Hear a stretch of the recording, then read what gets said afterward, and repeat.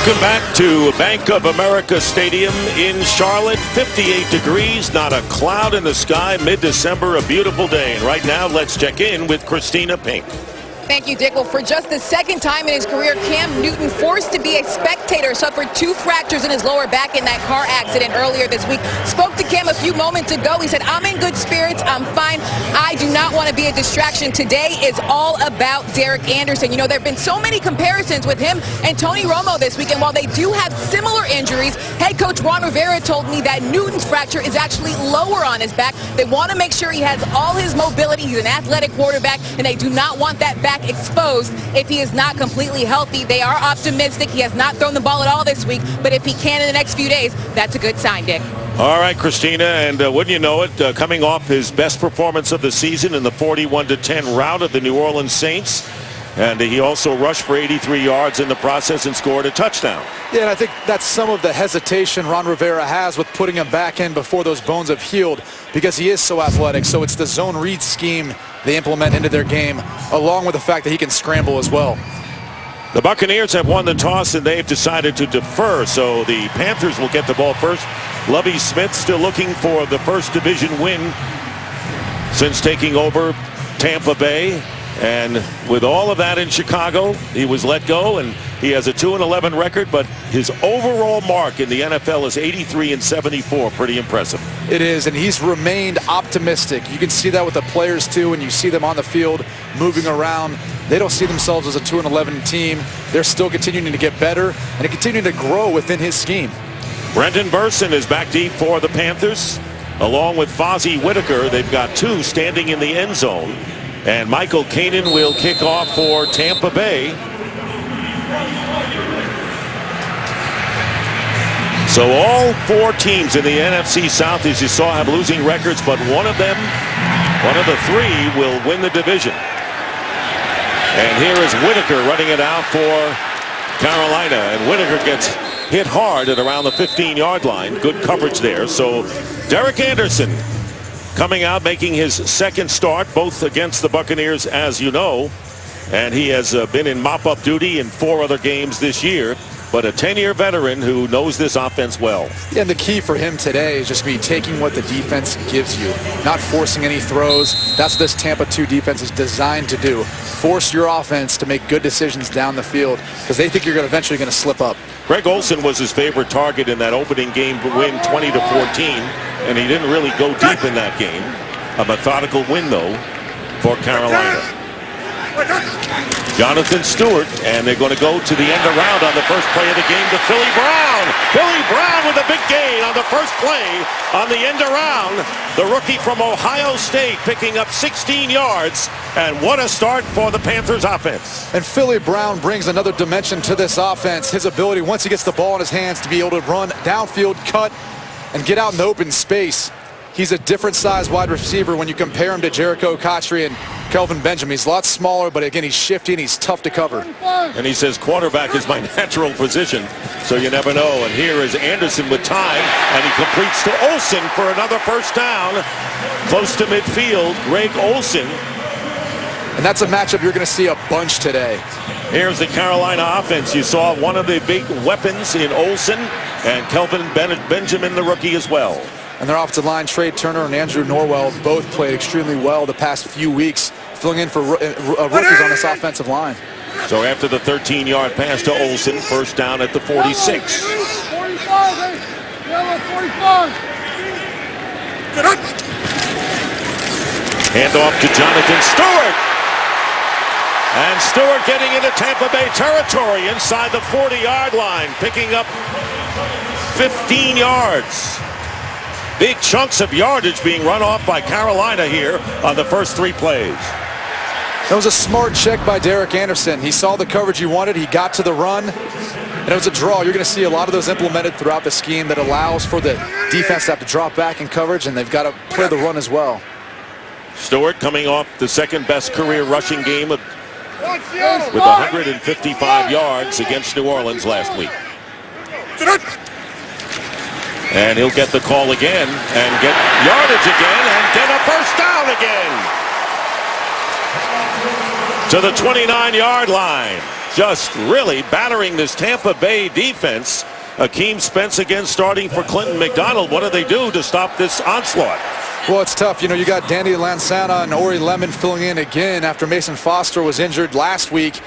You see Bradley McDonald in again for Major Wright. So they've been plagued by injuries. They've got a lot of young guys or inexperienced guys got to step up and play better. And a bobble, and Anderson covers up.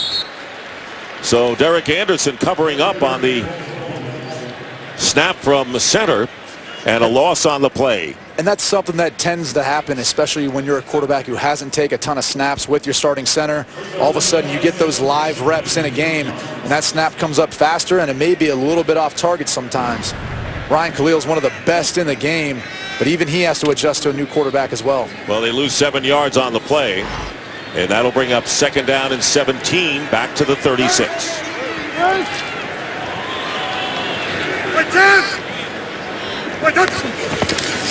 Trying to get some of it or all of it back on the pass play, and a great catch made by the rookie Kelvin Benjamin, going high to make that catch, and slow getting up is Kelvin Benjamin, the sensational rookie wide receiver. That's a 17-yard gain, but Benjamin is down, and we're going to take a timeout here early in the game. Some concern for Ron Rivera.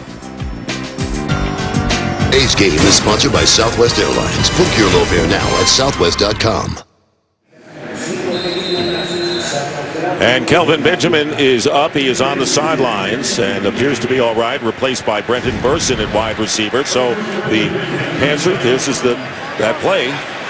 Yeah, Kelvin Benjamin does a nice job rolling inside on his in-cut and goes up and gets the high ball. Not something that's easy to do for a wide receiver. First down on the 19, and this pass is overthrown, intended for Olsen. So the Panthers have gained at least 10 yards in 5 of their first 7 plays from scrimmage. It'll be 2nd down and 10. And that's just some of those nerves kind of running through your veins at this point in the game. You haven't started a game in a while, and you're all jacked up, getting down in the red zone, ready to throw a touchdown pass. That's going to happen a little bit, especially with a strong-arm guy like Derek Anderson. And Kelvin Benjamin is back in the lineup at wide receiver. And Philly Brown is the other receiver as well. It'll be 2nd down and 10. Notice Benjamin there in the slot.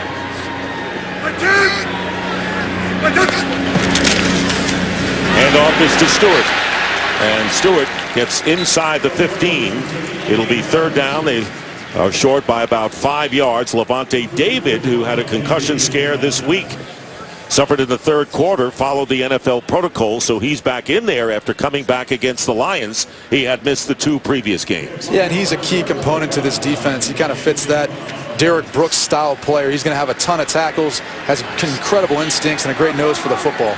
9th play of the drive. It'll be 3rd down and 5.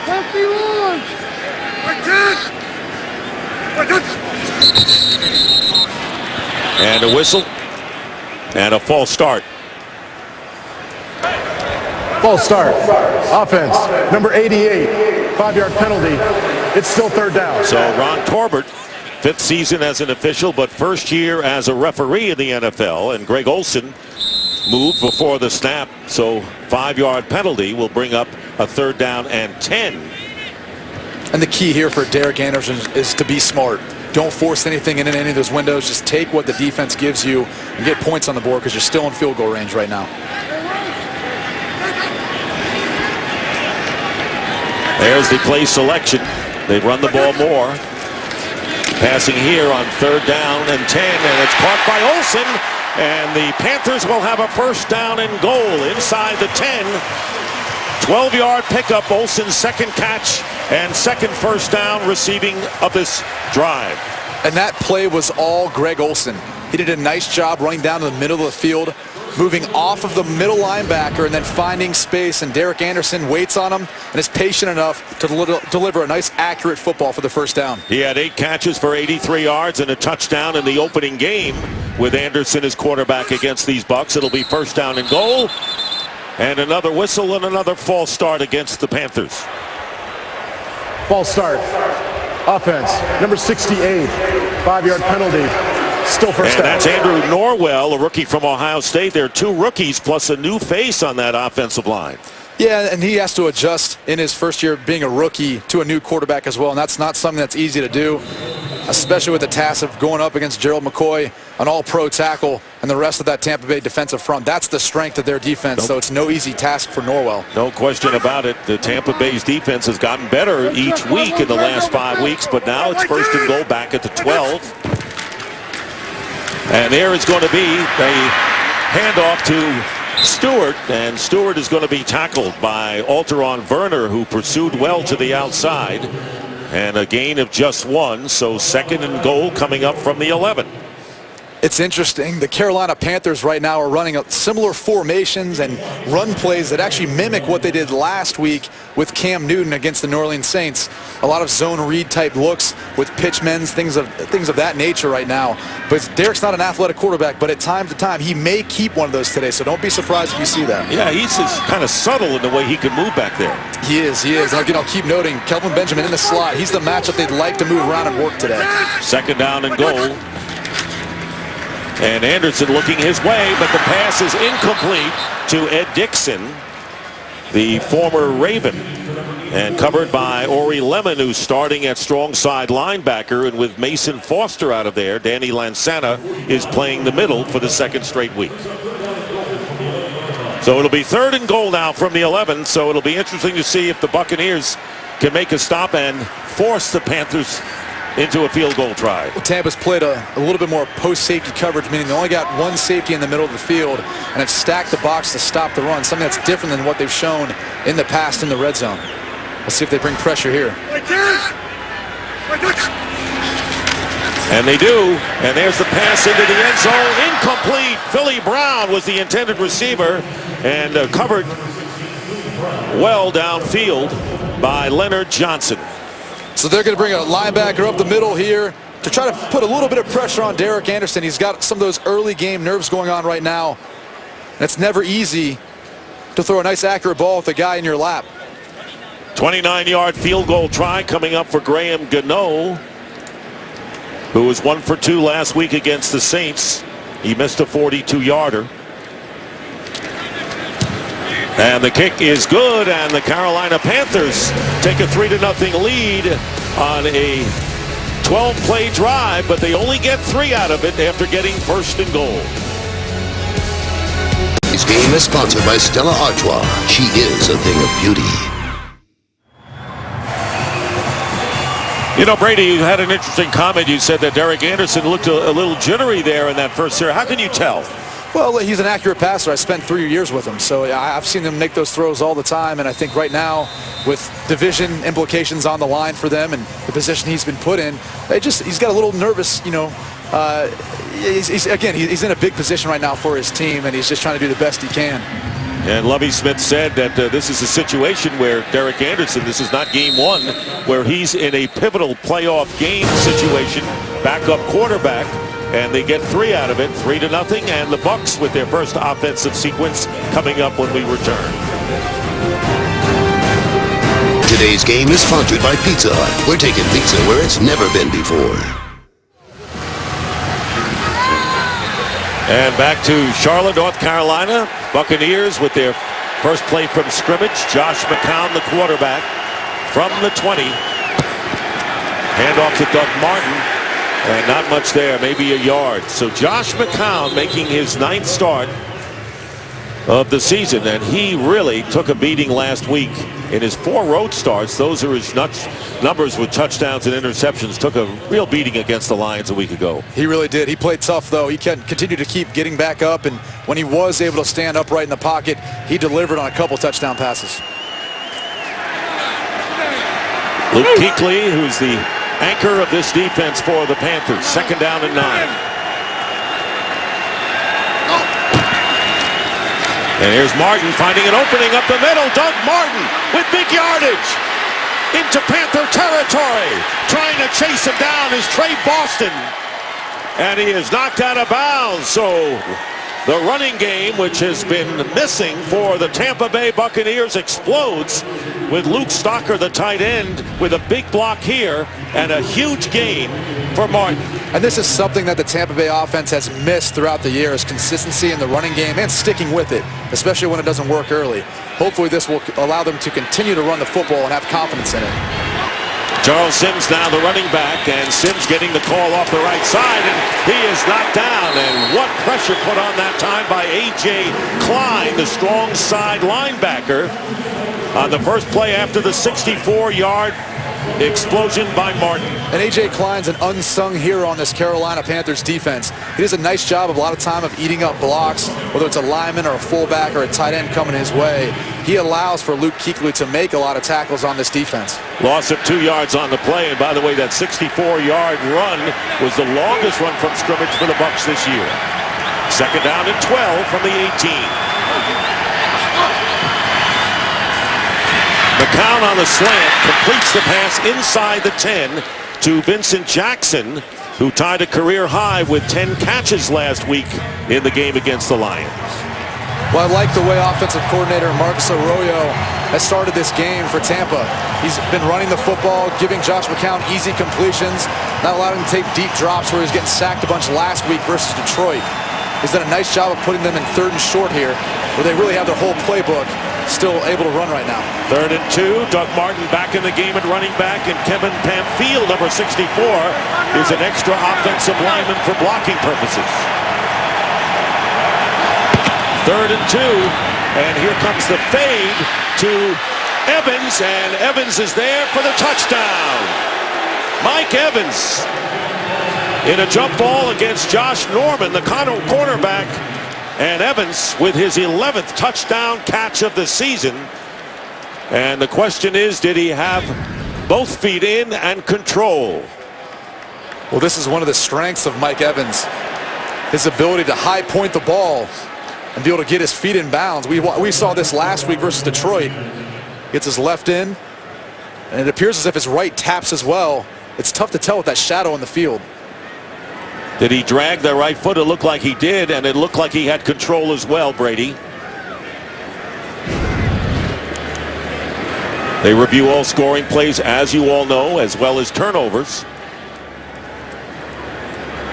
Coming off a big game last week, 4 catches for 45 yards and 2 touchdowns. And he's been their big play wide receiver. And what a rookie year, man. We've got on display with Benjamin and Evans, 2 of the great rookie receivers.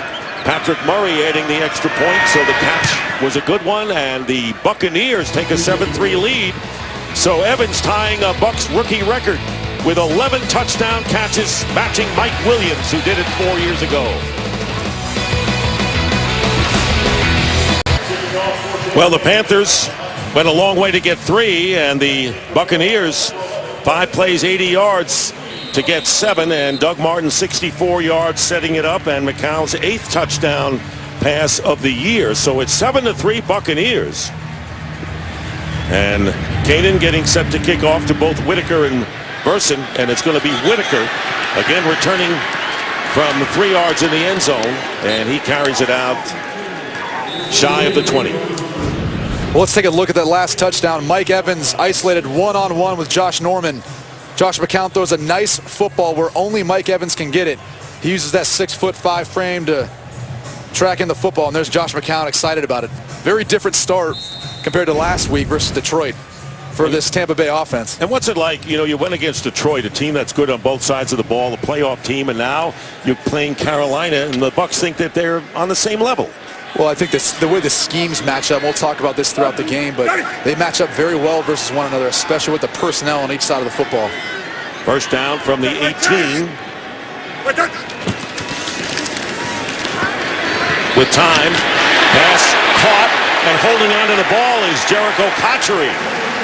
Boy, Cotchery managed to hold on for a gain of 18. Well, Cam Newton missed the season opener in Tampa with fractured ribs, and Derek Anderson made the start, and he threw 2 touchdown passes. The Panthers won that one 20-14. But as we pointed out, this game has a lot more meaning than the opening game of the year. It does, and he had more time to prepare for this game. In the Week 1 game, he found out the night before. They still tried to see if Cam could play that game, but he couldn't. And it's at the beginning of the season, whereas now they have to win this game in order to stay in content for the division. And here is Stewart. And sticking with the tackle, Bradley McDougald, who's starting at strong safety for the second straight game. And I'll tell you, Anderson really zinged that ball into Cotchery for that previous play game. Yeah, he did. And again, having a whole full week to prepare, you're much more confident in your ability to go out and execute compared to the night before a game. Even though week one, you just got done playing the preseason, you didn't have the reps that Derek's able to have this past week with the starters that he's throwing against every week in practice. Second down and 7. Has time, takes off. He is mobile enough, and he slides to the midfield mark on a first down. Derek Anderson with an 8-yard run, and who loves it better than Cam Newton? Well, that's one of Cam's celebrations there after a nice long run. You see Carolina picking up the pace right now in their offense. But Derek Anderson's more athletic than people give him credit. He was a 4x400-meter runner in high school in the state of Oregon. So he always tells me he's got a little more athleticism than people like to believe. And a first down to midfield. Here's Stewart. Jonathan Stewart with a great game last week. No gain there. So time for the game break. Let's check in with Kurt Menefee. All right, the debut of Johnny Manziel, highlighted by a Bengal rookie to start things off. Jeremy Hill, 2-yard touchdown run. Johnny Manziel and the Browns 3 and out his first possession. Bengals up 7-0. Dick, Brady, and Christina. Your thoughts of Johnny football today? Well, you just heard he had a 3 and out there. He's going to have to find a way of getting into a rhythm. It's tough a lot of times your first start in the NFL. And the Cincinnati defense is a tough one to have to start against for your first try. Second down and 10 from the Carolina 47. Again with time. Pass is caught inside the 40 by Greg Olsen. Greg Olsen, with his third catch of this first quarter, gains 14 yards. Well, he was able to thread the needle there and he'll throw the ball with just enough trajectory to get over Altron Werner, the corner. You're going to see him try to get a jam there on Fozzie Whitaker. But now he's got to get back out into coverage, and he can't get there in time. A nice ball, a nice job anticipating the throw by Derek Anderson. And the 74th catch of the year, a career best for Olsen, and a team record for receptions by a tight end in the season for the Panthers. Fozzie Whitaker, the running back, and he explodes and gets another first down for the Panthers. Gets inside the 30-yard line before Deshaun Goldson brings him down. He gets 11. Boy, we are seeing chunks of yardage being run off by both offenses so far. Yeah, and credit to the offensive line for the Carolina Panthers. They're doing a nice job of getting movement up front. When you look at the misdirection play in the running game, with a fast flow defense like Tampa Bay, they're going to be off their spot, and they're going to lose that gap integrity that's so important to their defense. Whitaker, the former Cleveland Brown, and he remains in the backfield. First down at the 29. Anderson looking left, throwing right. The pass intended for Olsen, incomplete. And on the coverage was Keith Tandy, and there's a flag down. Offense, number 77, 10-yard penalty, replay, first down. So it's Byron Bell, the left tackle, and a holding penalty called on Bell.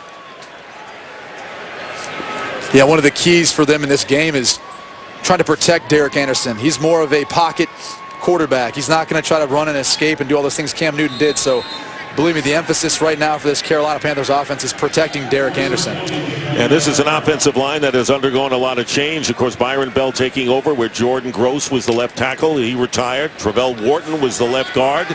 So there have been some changes up front. 8 different offensive line moves for the Panthers this year. It'll be first down and 20. Back on the 39 of the Bucs. Anderson going deep. And Philly Brown, incomplete. Brandon Dixon covering on the play. I don't think Philly Brown ever saw that football. It looked like he was going after a shadow. And meanwhile, Gerald McCoy is hurt. He tried to get up and was down again. He's been suffering with a knee injury lately. We're going to take a timeout. Gerald McCoy, second amongst defensive tackles with 8.5 sacks this year, goes down again, and it's the second straight week he's had this injury. Here it is. And this does not look good. As he plants there with his right leg, you can see his knee bend in awkwardly, and it's It's never good when that occurs.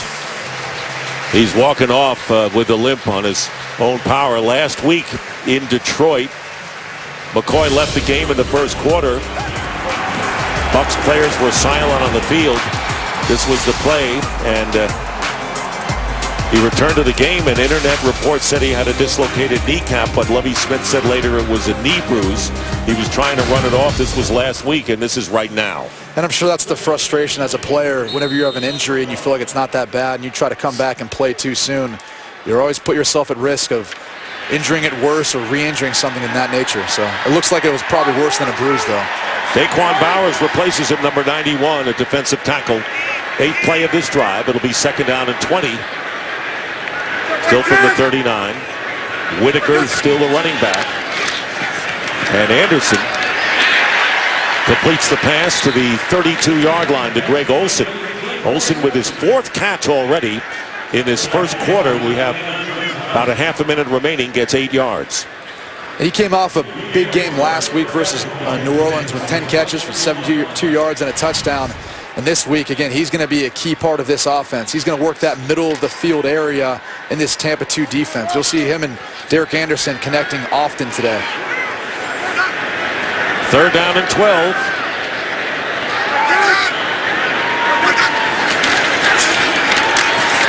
Anderson has plenty of time, and it's incomplete. Dropped by Kelvin Benjamin. Looked like he had it and then dropped it. So the pass is incomplete, and we'll have a 4th down and 12. And Graham Gano, the field goal kicker, comes in. And credit Danny Lansana. At the end of this play, comes in and jars the ball loose. Filling in for Mason Foster at the Mike linebacker position. He does a great job of getting downfield back into pass coverage and knocking the ball out of Kelvin Benjamin's hands. So once again, the Panthers will have to settle for 3 as Benjamin, who made a sensational catch earlier in the quarter. Gano with a 29-yarder gave the Panthers the lead before the Buccaneers scored the touchdown. This will be from 49 yards.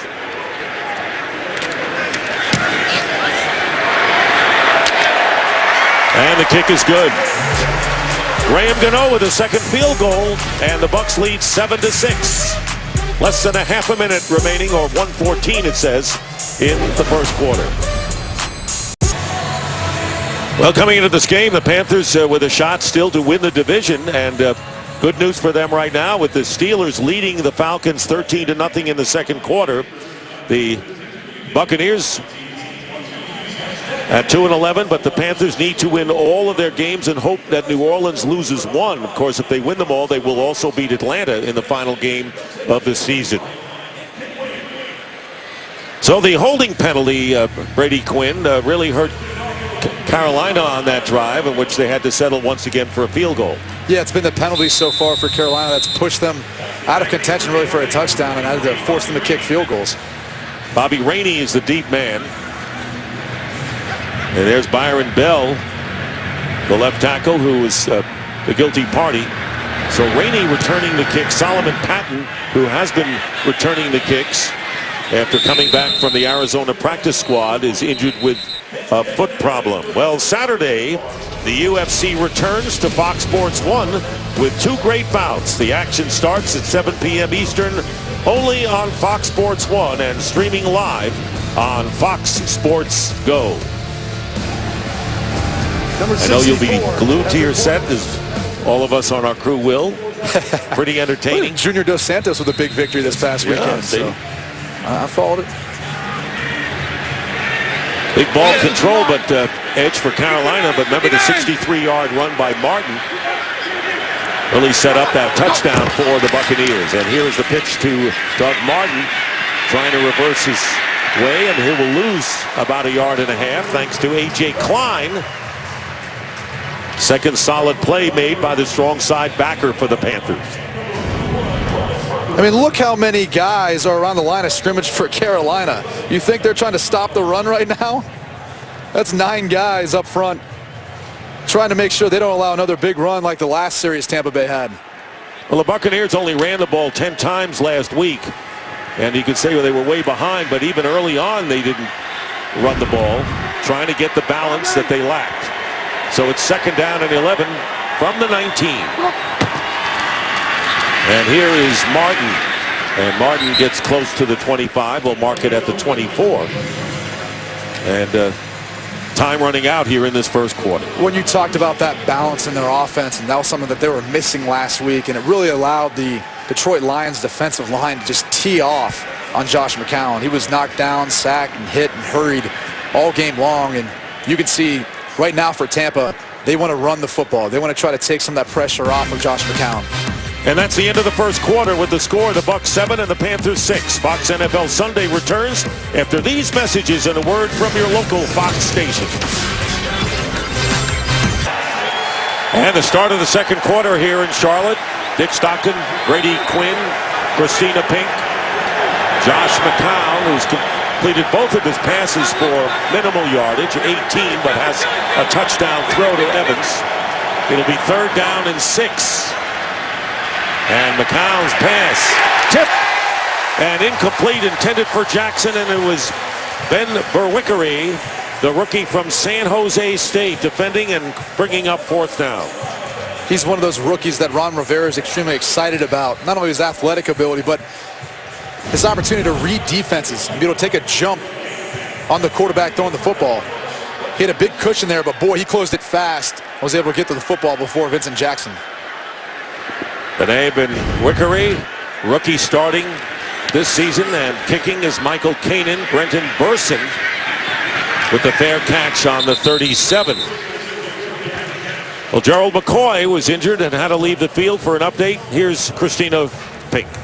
Thank you, Dick. Well, officially, he is doubtful with a knee injury, but I'll tell you, body language says otherwise. McCoy very frustrated coming off the field, and the difference in seeing him come off the field last week and today is he seems to be in a lot more pain. Several of his teammates have come over, given him a pat on the back, some encouraging words, as well as Lovie Smith. Right now, he has ice on that knee, and it is wrapped, Dick.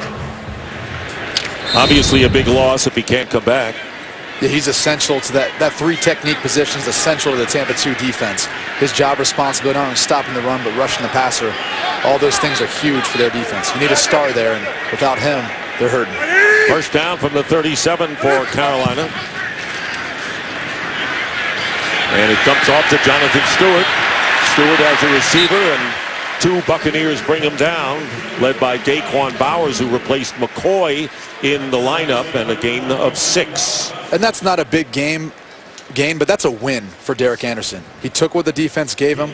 Again, it puts him probably in more in 2nd and manageable now. They stay on track, able to move the sticks, and that's what he's going to have to do today against this Tampa Bay defense. Just take what the defense gives you. Panthers dominating the numbers. They had the ball for about 7 more minutes than the Buccaneers have. 2nd down and 4.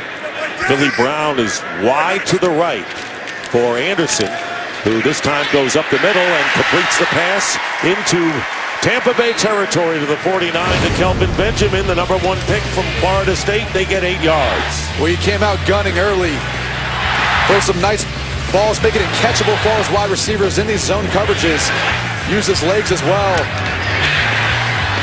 Again, he's playing smart. He's a 10-year veteran. He's seen this scheme before. This is the 44th start of his 10-year career. And talking to his teammates, they have a world of confidence in this man. First down on the 49 of the Bucs. Anderson's pass, and it's caught again. And a first down to Greg Olsen with his 5th catch. Gets 16 yards. Now for the game break, let's check in with Kurt Menefee. Well, the 2 teams in your game getting help from the Steelers at Atlanta. Matt Ryan picked off by William Gay. It's a pick 6 for 52 yards. Get this, Gay has 3 interceptions this year, all returned for touchdowns. They lead right now 13-0 at the Georgia Dome. Dick, Brady, and Christina. I would avoid throwing it in his direction. Yeah, with that kind of ability. Meanwhile, the Falcons trailing. Meanwhile, first down and 10. And here is Anderson going out, and he completes to Jericho Cotchery. Cotchery, who made a really tough catch. Stopped by Werner and David after getting 1.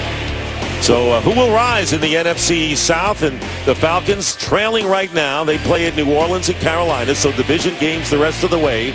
The Saints tomorrow play at Chicago and then play 2 divisional games. And the Panthers, after today's game, have a home game against the Browns before they finish in Atlanta. Yeah, and they trail today, but they're on a drive here right now. And if they can get a win, that would be huge to help elevate them in the NFC South. Just keep the pressure on. 2nd down and 9. Here's Stewart, and he's going nowhere and will lose 1 yard. Michael Johnson, defensive end, stopped him in his tracks. Yeah, Michael Johnson got to Mike Tolbert, the fullback, before he could get to him. He ended up being the hammer, not the nail, and in that case, was able to get the tackle for loss. Panthers, by the way, have not won 2 straight games since the first 2 games of the season when they beat these Bucs on the road and then beat the Lions at home. This is the big down right here. Any sort of positive gain helps you put yourself in field goal range. They're going to have to take a timeout, though, in fear of getting 12 men in the huddle. Well, you're right. You see, it's a big down, and Ron Rivera knows it as well as anyone, Brady. So the first time out of the first half called by the Panthers. Game is sponsored by Ford. Beautiful things happen when you go further. Brady, you said it was a big down. Timeout called by Carolina. What do you see here? Well, they got 3rd and long, so I expect Tampa to play some sort of coverage. But that's going to force Derek Anderson to have to take some easy, short completion, but still puts them in field goal range. Ball is on the 33. Bucs were showing blitz. Play clock down to 1 second. They get it off in time. Here comes pressure on Anderson, and this pass knocked away, incomplete. No flag on the play. Pass was intended. Alteron Werner covering Philly Brown. So once again, the Buccaneers clamp down. 3rd time they've done it. Good coverage on the outside by Alteron Werner. He's a tremendous athlete and great at reading routes. He actually played wide receiver at UCLA as well as defensive back. This will be a 51-yard try for Graham Gano, who was connected from 29 and 49 thus far. And Gano's kick is no good. So the score remains Bucs 7 and the Panthers 6. Gano 2 for 3. Had a chance to put Carolina in front once again. Well, after the missed 51-yard field goal, Tampa Bay takes over on their own 41, still leading by a point.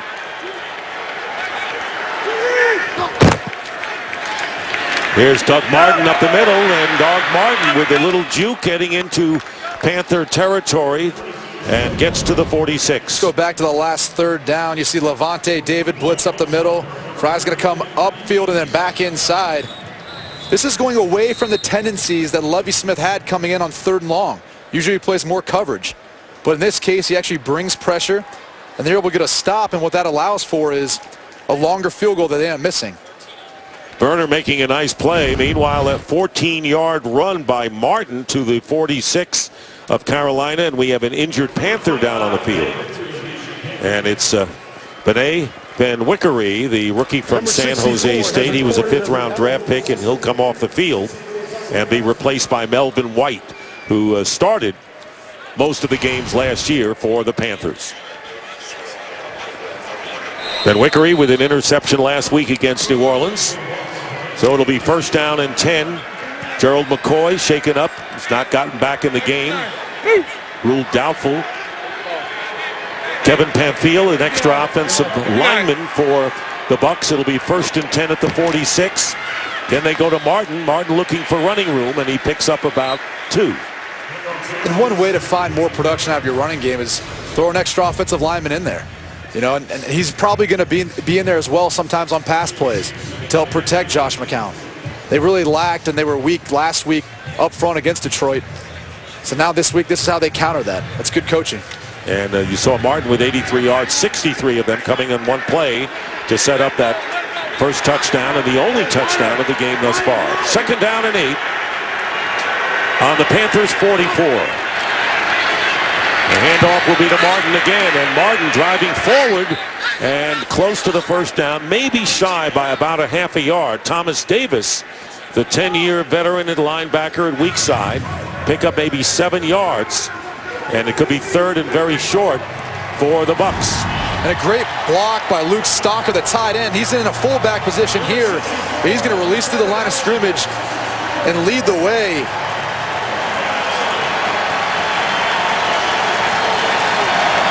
And the crowd amped up here, third down and 1. And here is Martin, and with second effort enough, it may be. Thomas Davis makes the tackle, and it appears Martin's second effort will net the Buccaneers a first down to the 36 of Carolina. And another player is injured, and it's been the guy we've been talking about, Kevin Pamphile, that extra offensive lineman, rookie from Purdue, is shaken up. So an interesting game that we have thus far, Brady Quinn, with the Tampa Bay Buccaneers defense maybe being the stars, because every time Carolina has really put the pressure on, they have clamped down and limited them to 2 field goals and 1 miss. Yeah, I mean, at this point in the game, I think both teams have made nice adjustments. They've really developed over the second half of this season, where their records aren't any sort of indication of how good these teams really can be. In particular, the Carolina Panthers, how well they're running the football right now. Tampa Bay on the defensive side of the football has made some nice adjustments, which completely go away from many of their tendencies they've had all year long. Did you really hang around a lot with Derek Anderson when you were with the Browns? Of course. You know, we had a great rapport. We had some good times. And actually, Ken Dorsey, their quarterback coach, he was with us as well. So it's almost a Cleveland Brown reunion right now of quarterbacks. All right. Well, Anderson is knocked on the door, but unable to get them across for the touchdown. And Anderson thus far 10 of 16 for 112 yards. Josh McCown has thrown only 3 passes, and the Buccaneers relying more on the run in this game, and they're going to measure here to see whether Martin's second effort was enough for the first down. And they have, and it is. So Lovie Smith checking on Pamphile, animated. I'll tell you, he's done a terrific job. This team isn't playing like they're playing out the string at all. No, they're not. And when you speak with him on the phone, you can hear in his voice, he's still trying to get this team better. They're still trying to improve and develop this Tampa 2 scheme on defense and on offense. They're still continuing to try to find their way and try to find their identity. And right now, it's been running the football very successfully. Well, Garrett Gilkey, who former Cleveland Brown, has come in as that extra offensive lineman, replacing Pamphile, who was shaken up. It'll be a first down on the 35 of Carolina. There's Gilkey, and they're working on Pamphile.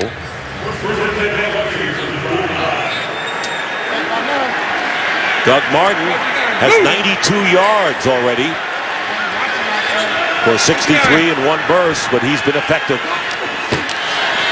Play action this time, and there's McCown, sees running room, and McCown picking up about 5 yards. Good block that time by Doug Martin on Thomas Davis, the linebacker. Well, it's the last week to vote for the 2015 Pro Bowl. Select the best players regardless of conference.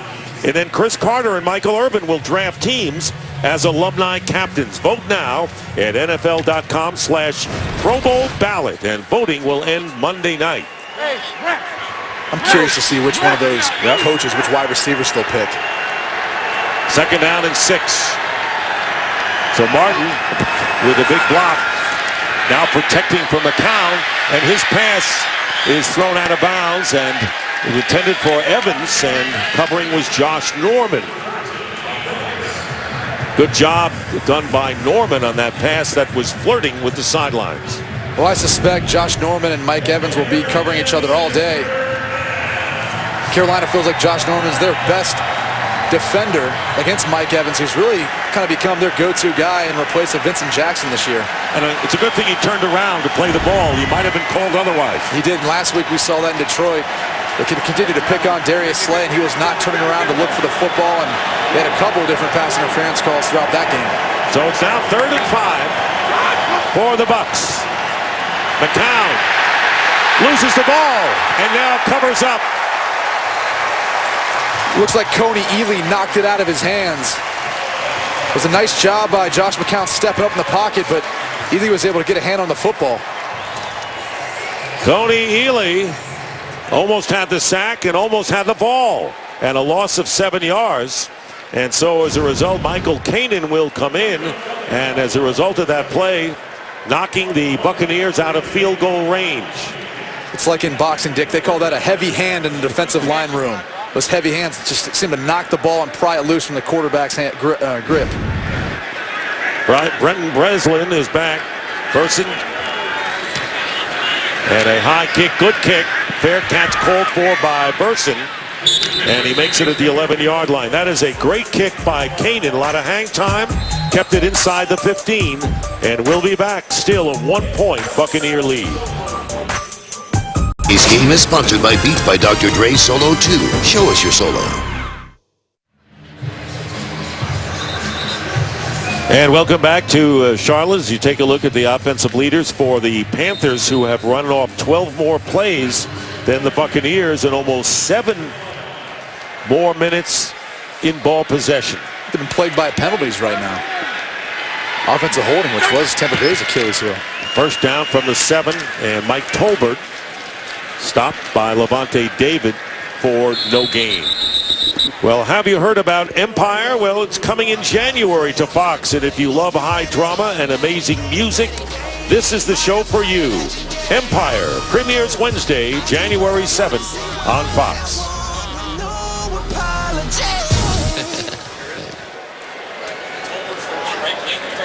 Second down, got a yard on the play to Tolbert in his first carry.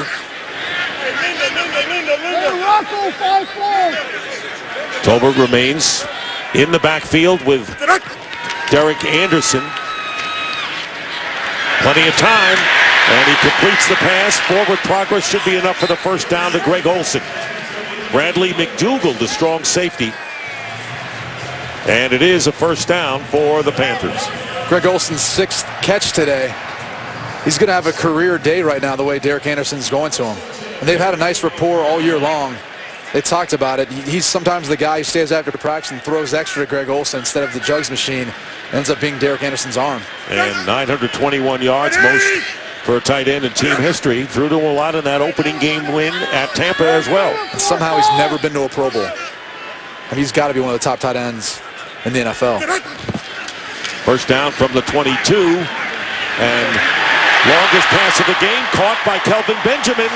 And the rookie with a 20-yard pickup, Kelvin Benjamin. Boy, with Benjamin and Evans today, what a display of rookie wide receivers. And just a beautiful ball, a nice timing by Derek Anderson and Kelvin Benjamin. You can see him start to work inside on his in route. Derek Anderson throws the ball right in between the window there of the weak side linebacker and the Mike linebacker. Derek Anderson would say that the ball was spinning. And officially it's a 19-yard play. Jonathan Stewart back in there, and Stewart with the running play has some room, and Stewart getting about 8 yards on first down, and time for a game break. Let's check in now with Joel Klatt. All right, Dick and Brady. Derek Anderson's not the only one that can spin it. Matt Ryan to Devin Hester for 17 yards. Hester, of course, having to step in for the injured Julio Jones, who is not playing. Did his best Antonio Brown there. 13-7. Atlanta is creeping back in this. Joe's listening to you, Brady. Yeah, well, he's a former quarterback. He knows about spinning the football. He broke every record ever in Colorado football history. Second down and 3 from the 48. And there is Anderson going deep. And it was an intended downfield for Brenton Burson. Covered by Jonathan Banks, incomplete.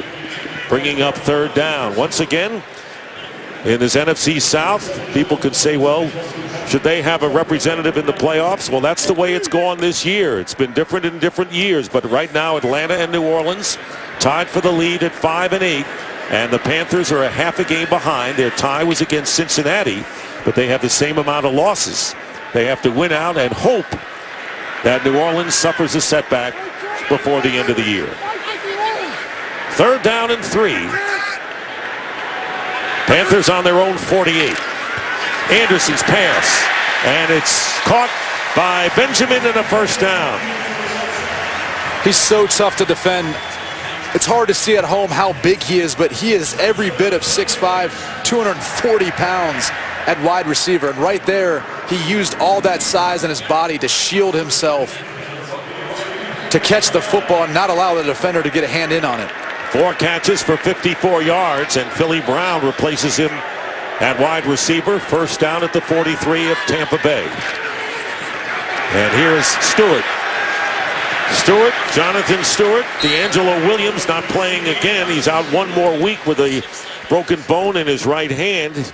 And he always is listed as the starter for Jonathan Stewart, making his 4th start of the year, has performed well the last 2 weeks. He has, and they think D'Angelo Williams is making progress, but the biggest issue is when you've got a hand injury, they want to know if you can hold the football, if you have ball security. And right now, D'Angelo Williams doesn't feel confident enough being able to secure the football. 2nd down and 3. Again, Stewart. First down. So this is a team that's made its living running for most of the year. And a first down for Stewart to the 31 of Tampa Bay, picking up 5 yards. And that helps take some of the pressure off of Derek Anderson, given how important this start is for this NFC South divisional race. I'm just waiting for him to try to pull the football and keep it in one of these plays. He told me he may. Stewart, 50 yards on 10 carries. By the way, Kelvin Benjamin back in for the Panthers on 1st and 10 at the 31. And there is Derek Anderson taking off, and he collides with Danny Lansana, the middle linebacker today. And getting close to the 2-minute warning, 2.5 to go here in this second quarter. And you can't say enough about Danny Lansana and the job he's done, really having to fill in at all 3 positions at linebacker for Tampa. He's the only player in Tampa Bay history to have done that. Lovie Smith wishes he could work into one of those spots like Urlacher or Derek Brooks did their whole career, but due to injury, they haven't been fortunate enough to do so. One of the Bucs limping off the field. Looked like Akeem Spence starting in place of Clinton McDonald today. 2nd down and 9, and taking off again is Derek Anderson, and he slides, gets hit at the 25. Crowd wanting a flag. We don't see any penalty marker here. Levante David on the hit to Anderson, who doesn't understand it. He got 4 yards on the play, and we're down to the 2-minute warning. 2 minutes remaining in the first half. Crowd wants a flag. Follow your favorite team all season long. Go to iTunes.com/NFL.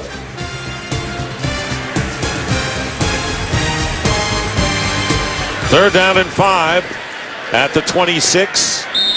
Following the 2-minute warning, here's that last play. I was a bit surprised there wasn't a personal foul call. Derek Anderson gets down early enough, but Levante David should have been able to pull off. But it does happen so quick, so it's hard sometimes for those officials to make that judgment. So once again, another 3rd down play for the Panthers trying to convert. And this one is caught, and it would be a first down if they look at the forward progress. And it's Greg Olsen with the catch. And it will be a first down, a big one for Carolina here in the waning minutes of the first half.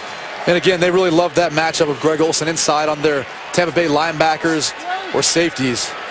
They feel like that's a tremendous mismatch for them. Akeem Spence back in the game at defensive tackle. First down, going up on top in the pass to Benjamin, trying to make a one-handed grab against Jonathan Banks, the superb corner for Tampa Bay, and almost made the play. Derek Anderson talked about Kelvin Benjamin's catch radius, how he could throw the ball almost anywhere out and around his body. He's able to haul it in. Now, he wasn't able to get off the ground very high, which is something Derek Anderson noted as well. He said he didn't have much of a vertical, but it seems like he's able to still extend his body to go up and get some of those deeper passes, higher passes. So now 2nd down and 10 from the 20.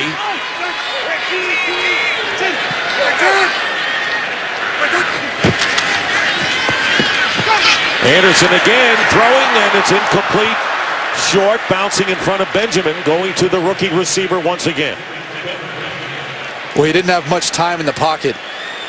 It seemed like Kelvin Benjamin didn't seem to get his hand around or head around in time to look for the football, and time was running out. And that's the difference between Derek Anderson at quarterback and Cam Newton. Cam Newton might scramble up in the pocket and be able to escape, but Derek Anderson is going to rely on his ability to anticipate throws and get the ball out of his hands before taking a sack.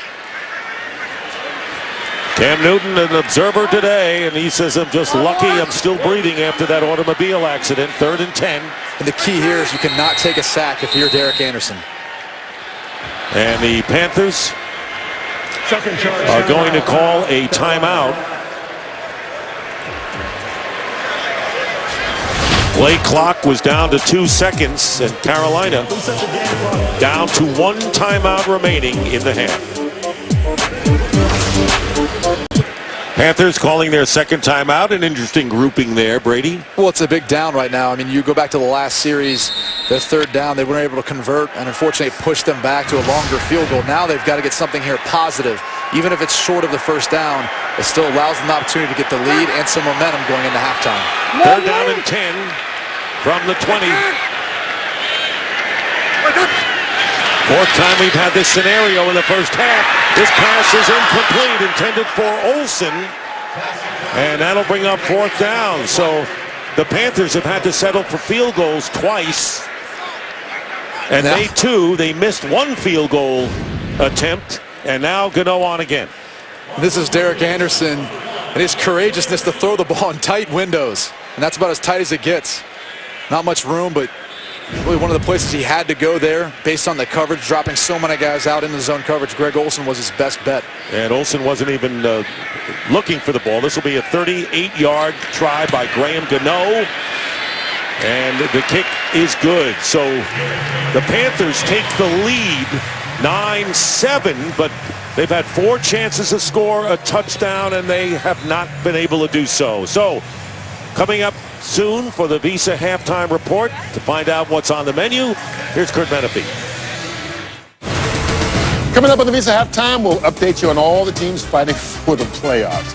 The Steelers jump out to an early lead against the Falcons. The Texans' D is giving Andrew Luck fits in Indy. And the Patriots look to avenge an early season loss to the Dolphins. It's all on the Visa halftime.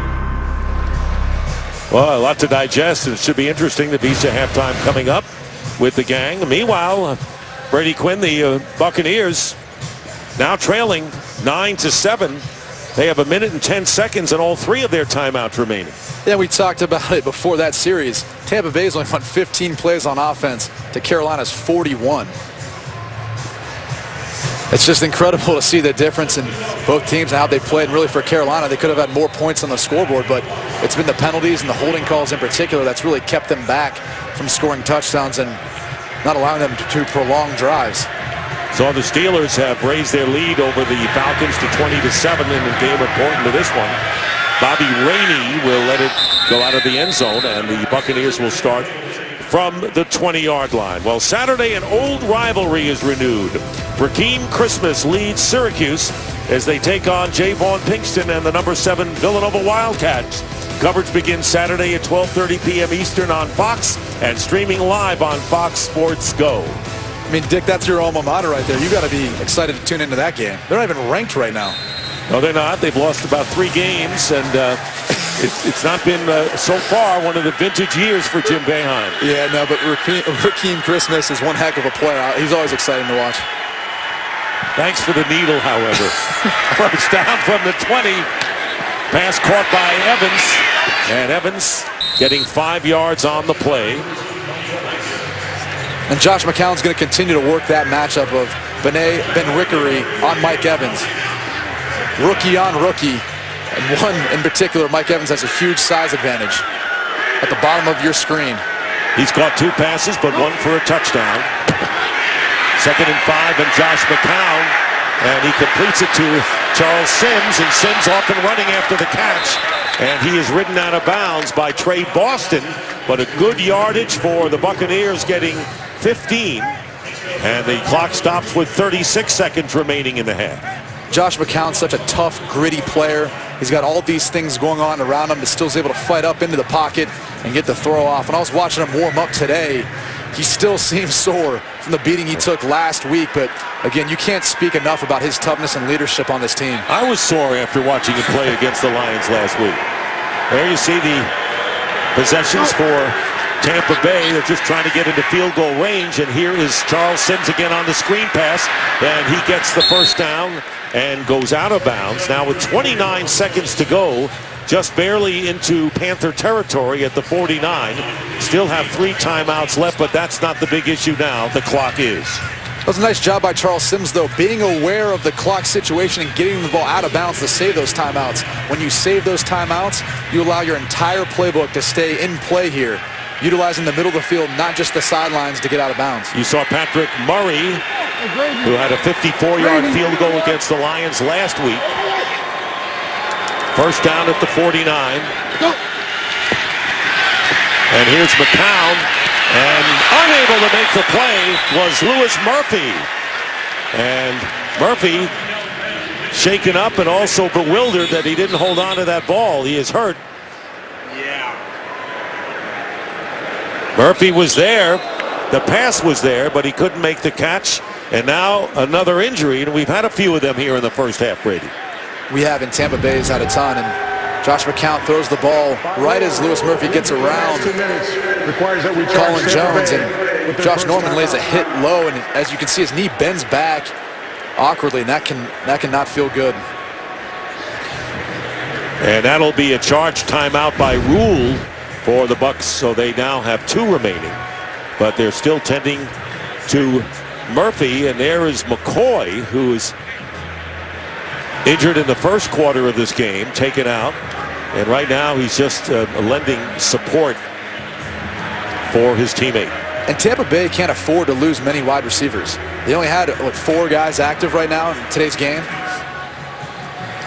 When you're talking about with the injury to Austin Seferian-Jenkins at tight end, he's been out, so now all of a sudden you're losing some of these pass threats you have in your offense. It's kind of forcing your hand. And also, Brady, Austin Seferian-Jenkins, a tight end who's been a reliable receiver, inactive today. Solomon Patton, who's the return man, unable to go today. So that's the dilemma that Tampa Bay has right now.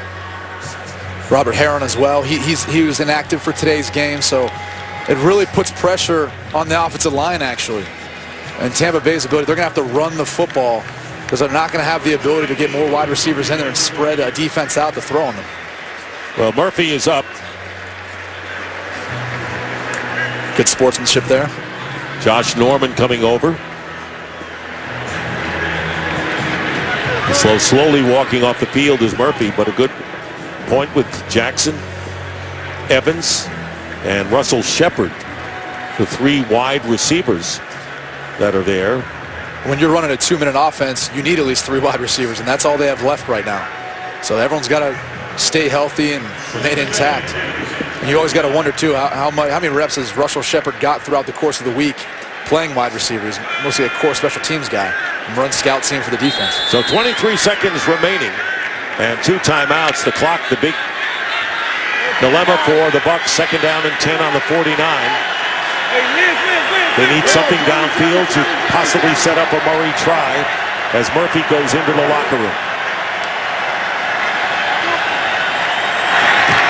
McCown on 2nd and 10 gets away from trouble, still in trouble, and this pass is incomplete. Deflected by Colin Jones, the safety, and the extra back for the Panthers. And good pressure by Dwan Edwards on that one. So now it'll be 3rd and 10. The Carolina defense is doing a good job of putting the linebackers up around the line of scrimmage and around the football. What that does is that forces the offensive line to make different protection calls, and in doing that, it allows for one-on-one matchups. And you're seeing those matchups on the defensive line for Carolina Panthers get to the quarterback and get pressure. That's playing in effect right now. See what they do on 3rd and 10. And there you go, right around the line of scrimmage again. McCown gets it off to Sims, and Sims will have the first down, still going, and Sims sets up the Buccaneers for a field goal try and a timeout called with 6 seconds on the clock. A 19-yard play, and it's the screen pass to Sims that's worked on this drive for Josh McCown. 19-yard gain. And Charles Sims did a nice job of navigating through his blockers and the defense. You almost wish you would have gotten down a little sooner just to conserve time, because you have another timeout to use. With 6 seconds left, it's tough to be able to get another play off, and that's where you're going to see Tampa Bay kick a field goal here. And trying to take the lead before intermission, Patrick Murray has connected on 9 straight field goals. This will be a 48-yard try with 6 seconds remaining in the half.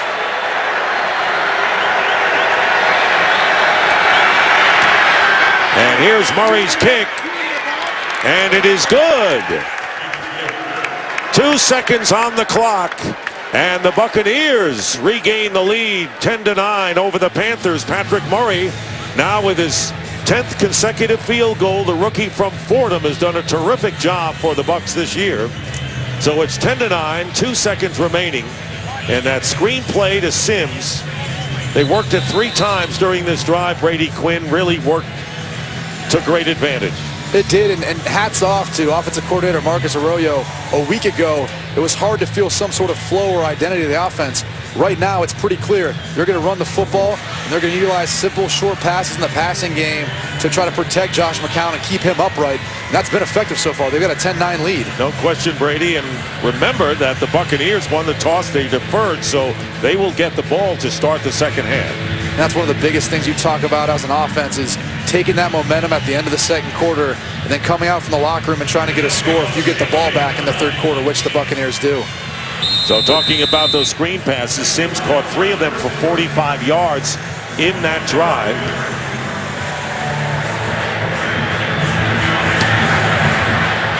And the ball, Tolbert has it, and he is down as time runs out.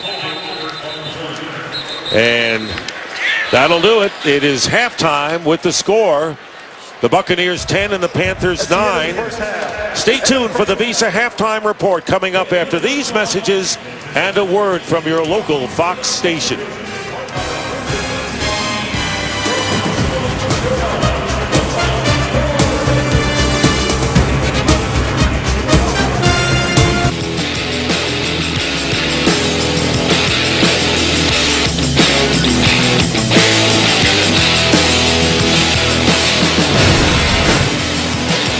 Score is 10-9 in favor of the Buccaneers over the Panthers as we get ready for the third quarter. And today's excitement is brought to you by Nissan. Mike Evans' 11th touchdown reception, which ties a Buccaneer rookie record for catches with Mike Williams. But, you know, we've been talking about Tampa Bay. Jeff Tedford unable to take over as offensive coordinator because of health problems. Marcus Arroyo, the quarterback coach, calling plays at the 11th hour, and he's done a terrific job today. He really has today. He's found that balance that they were missing last week, and he's been extremely efficient and productive with all those calls. It seemed to hit right at the right time. You go back to that 2-minute drive, 3 screens all called at the right point in time, and it allowed them to get the lead with a field goal. So he's done a tremendous job in his first year calling plays, and that was something last week we kind of saw they struggled with. But again, they've seemed to make all those adjustments, and they've done a nice job so far today protecting Josh McCown and running the football. You know, and last week, as Lovie Smith said, look, they just played a better team, the Detroit Lions, you know, who are tied with the Packers for the lead, you know, in the division. Bobby Rainey not going to take any chances, and will take it out at the 20-yard line. Christina Pink down on the sideline. Thank you, Dick. Well, the Carolina Panthers are moving the ball well, but they just can't get in the end zone. Ron Rivera told me stupid penalties, bad mistakes inside the red zone. He said defensively, they played soft in that final 2 minutes of the first half. He said that allowed Josh McCown to get some of those passes underneath. On the Bucs sideline, they just have a laundry list of injuries. Gerald McCoy has officially been ruled out. Lovie Smith told me that Louis Murphy, there is a chance he will return. He also said defensively, he pointed to third down. He said, look at the time of possession. We've got to get off the field.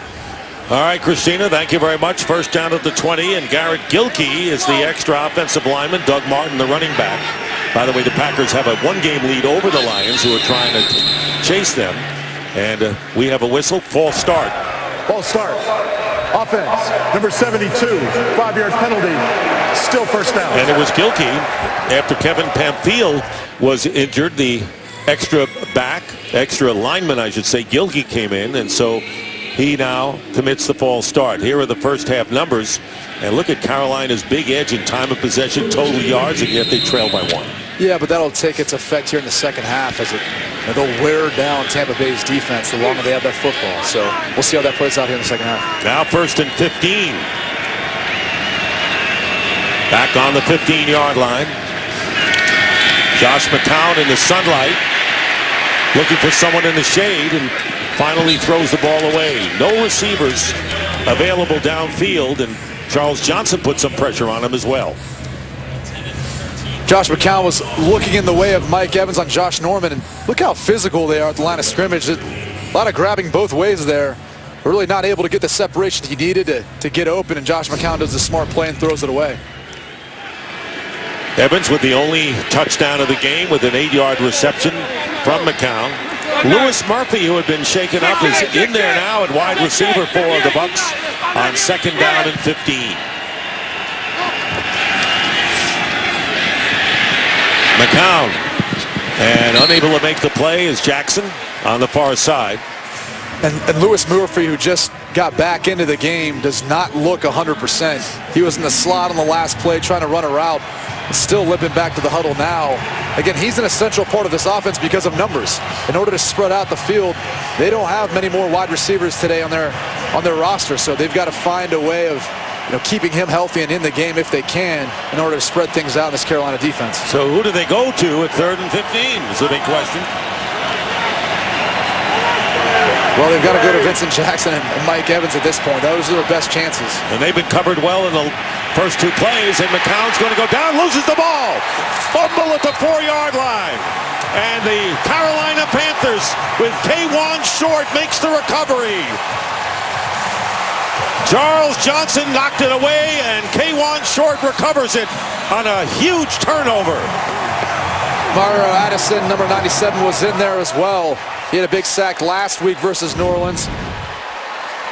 And this is what Ron Rivera talked about, was able to get pressure with our front 4. That gives us the best chance to cover on the back end and to win this football game. And something we haven't seen so far this game was a turnover. And it couldn't come at a better time. And look at the reaction by the Panthers. This is the first turnover of the game, and it's the worst kind of turnover you can have because now it's 1st and goal at the 4 for Carolina. And you were talking about, again, 2 inexperienced tackles for Tampa Bay playing today due to the injuries they've had on that offensive line. Mike Tolbert to the left of Derek Anderson. And here's Tolbert, and Tolbert gets a yard. Maybe 2. It'll be 2nd and goal. So for the 19th consecutive game, the Bucs turn the ball over.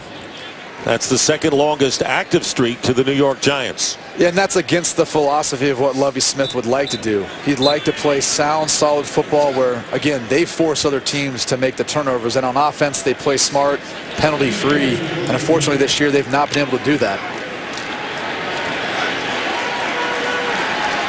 Buccaneers now -9 in the turnover ratio this year. 2nd and goal from the 2. Spread them out with 3 receivers. Anderson looking for 1, and it's caught for the touchdown to Jericho Cotchery.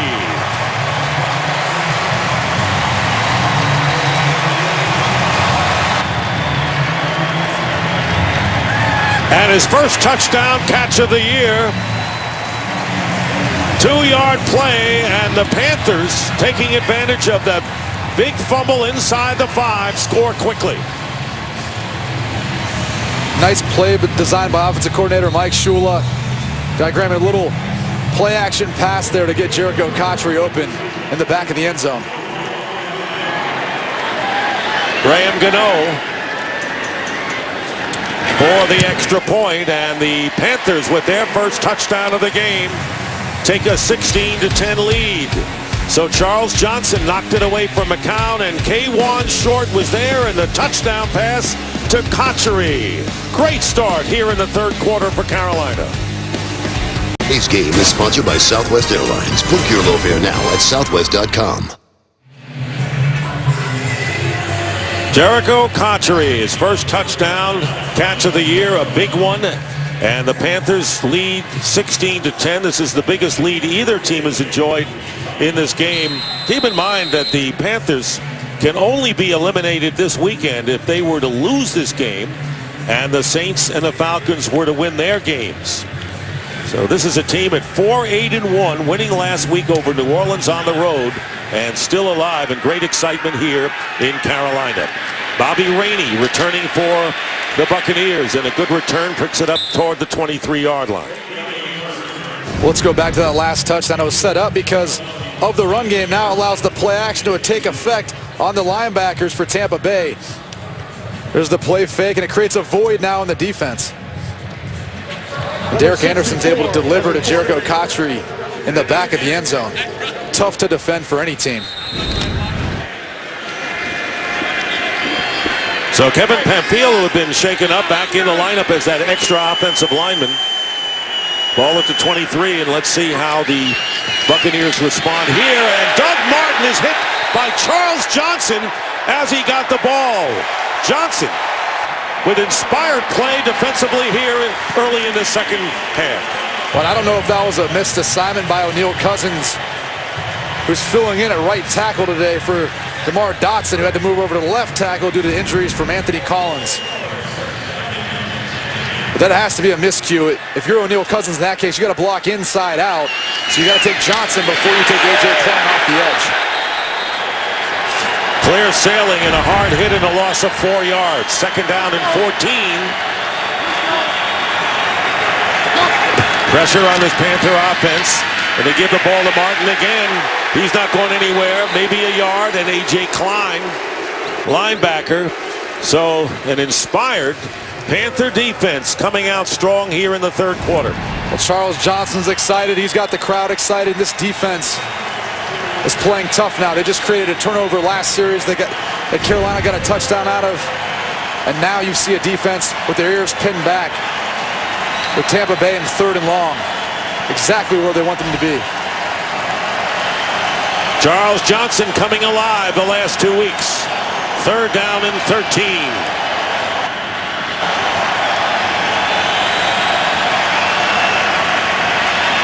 McCown under some pressure, and he overthrows Brandon Myers, the tight end, and Johnson again.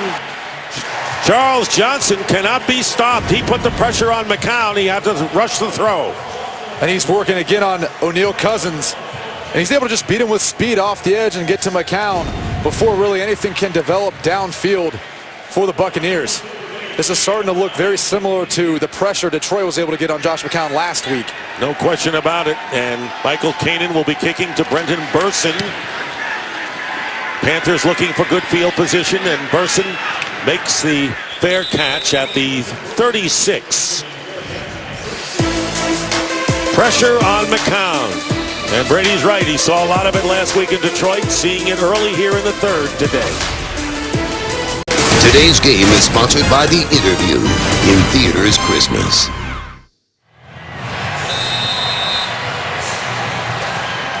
Once again, the story in the NFC South. 1/2 game separates Atlanta, New Orleans, and Carolina. And right now the Steelers are leading the Falcons in the third quarter, 20-7, 20-10. Panthers with the ball, leading the Bucs 16-10 in this game. And Anderson's pass is caught by Benjamin. Benjamin on the run after the catch and is slowed up and tripped up. But a good gain into Buccaneer territory. 19 yards. Kelvin Benjamin with the catch.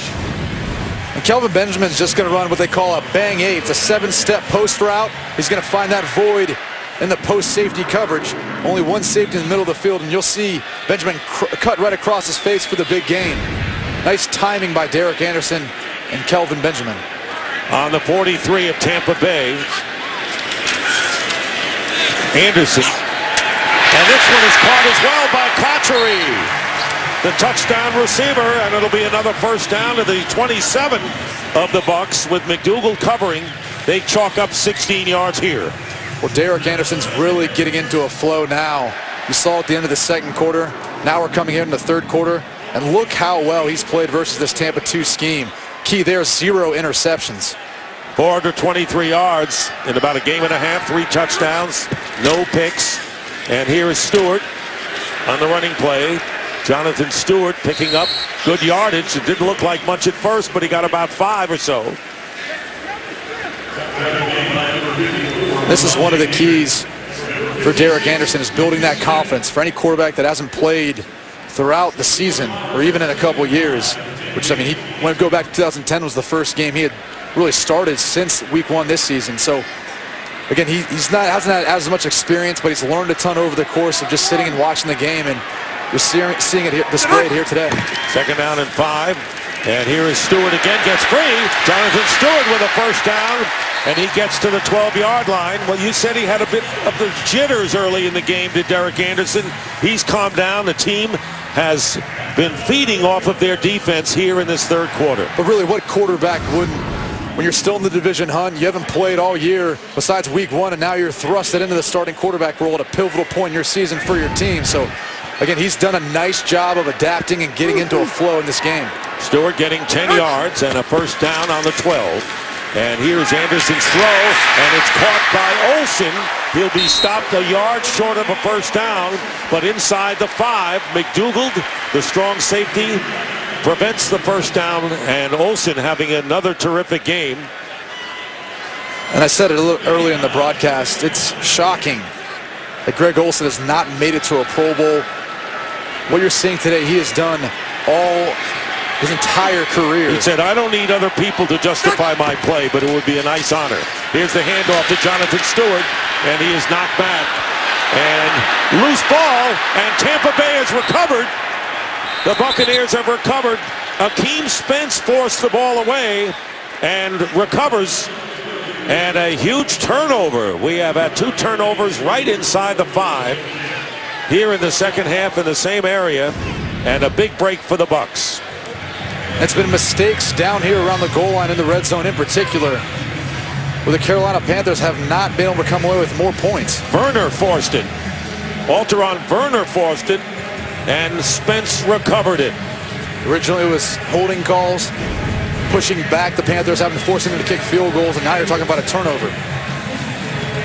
Well, what a momentum breaker that is, Brady Quinn, when you saw how well the Panthers defense had played and were moving the ball smartly.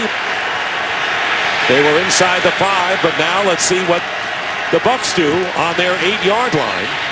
And the first pass off the hands of Myers, incomplete. 2nd and 10. O'Neal Cousins again got blown back into the lap of Josh McCown, which I think affected that throw a little bit. So, you know, we're starting to see some of that take place, and if I'm the Tampa Bay Buccaneers, I'm going to use that extra tackle they're bringing in as a tight end. I'm going to put him on O'Neal Cousins' side to provide some help, or with a running back or tight end to someone to give him some help on that right side. You asked Lovie Smith about that. He says, we're going to have to give help against the pass rush, something they were unable to do last week. Flag thrown. Ball start. Offense, number 69. It's a 5-yard penalty. Direction Jamar Dotson, the left tackle. It's still 2nd down. And he had to look out for Charles Johnson, and you got to think you're going to flinch against the way Charles Johnson has been playing. Yeah, he switched sides now, so now you're going to see him at the top of your screen matched up on Jamar Dotson. We saw him down at the bottom of your screen the last series, so they're moving around Charles Johnson in this scheme, trying to find where the mismatches are, confusing the Tampa Bay Buccaneers offensive line. Half the distance, making it 2nd and 14 on the 4. McCown in the end zone. Puts it up and nearly intercepted by Ben-Wickery. Vincent Jackson was downfield. Jackson has caught only 1 pass today. Evans has caught 2, 1 for its touchdown. Well, Josh McCown tried to change the play at the line of scrimmage there. He went to play action pass. Mike Evans doesn't seem to really know what the play was. It didn't seem to get communicated to him. It almost looked like he released a block Josh Norman. McCown did his best to redirect and throw to Vincent Jackson, but by then it was too late with Charles Johnson pressuring in his lap. And they were lucky it wasn't picked off. So it's 3rd and 14. Martin on the run, and they weren't going to take any chances there. He gets it out to the 9. Thomas Davis making the tackle. 4th down coming up, and now the Panthers looking at good field position, and they have to separate some of the players. Josh Norman moved up. This is an NFC South battle. All losing teams, but great intensity. Well, Josh Norman and Mike Evans have been physical all day with one another, whether it's the pass game or run game. And right here, you can see Josh Norman didn't like that too much. And Mike Evans is letting him know as well. So it's been an extremely competitive game on the outside. That's a matchup to watch for the rest of this game. Michael Kanan kicking. He's about 6 yards in the end zone. Brenton Burson running up, calls for the fair catch, and muffed it, but recovered it at the 44. Well, the Panthers are in Bucs territory. 8:03 to go in the third, leading by 6. Today's game on Fox is sponsored by Game of War. Play free now.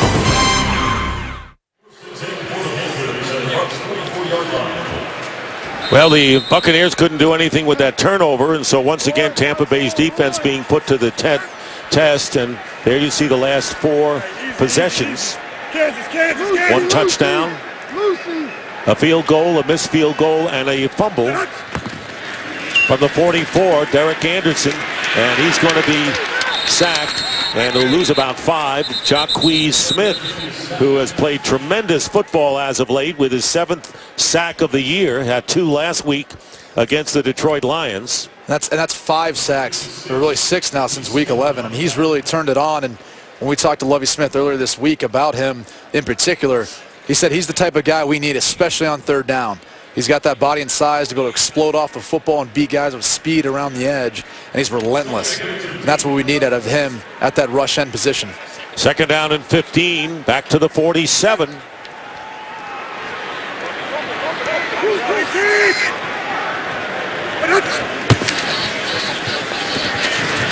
Anderson has some time, and the pass is incomplete. It was intended for Benjamin and covered well by Jonathan Banks. Well, Week 15 continues later today on Fox and on CBS. And then tonight it's Sunday Night Football on NBC. And tune in tomorrow for Monday Night Football on ESPN. Gerald McCoy during our last break coming out, and really tough for one of the outstanding defensive linemen in the league. It's a shame. I mean, he's a tremendous player, but he's an even better person, and you hate to see that. So now 3rd and 14. Buccaneers defense coming alive here. And Anderson having all day to throw, and he completes it to Cotchery. And Cotchery will be about 4 yards shy of the first down. Ball is marked at the 38. It would be a 55-yard field goal try. Brad Nordman, the punter, comes out, but Graham Gano remains on the sideline. Carolina's going to continue to play the field position battle here.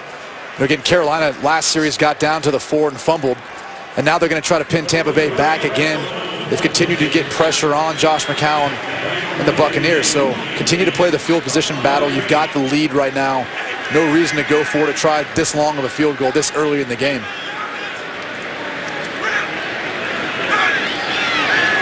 Nordman. Bearcats called for by Rainey on the 7th.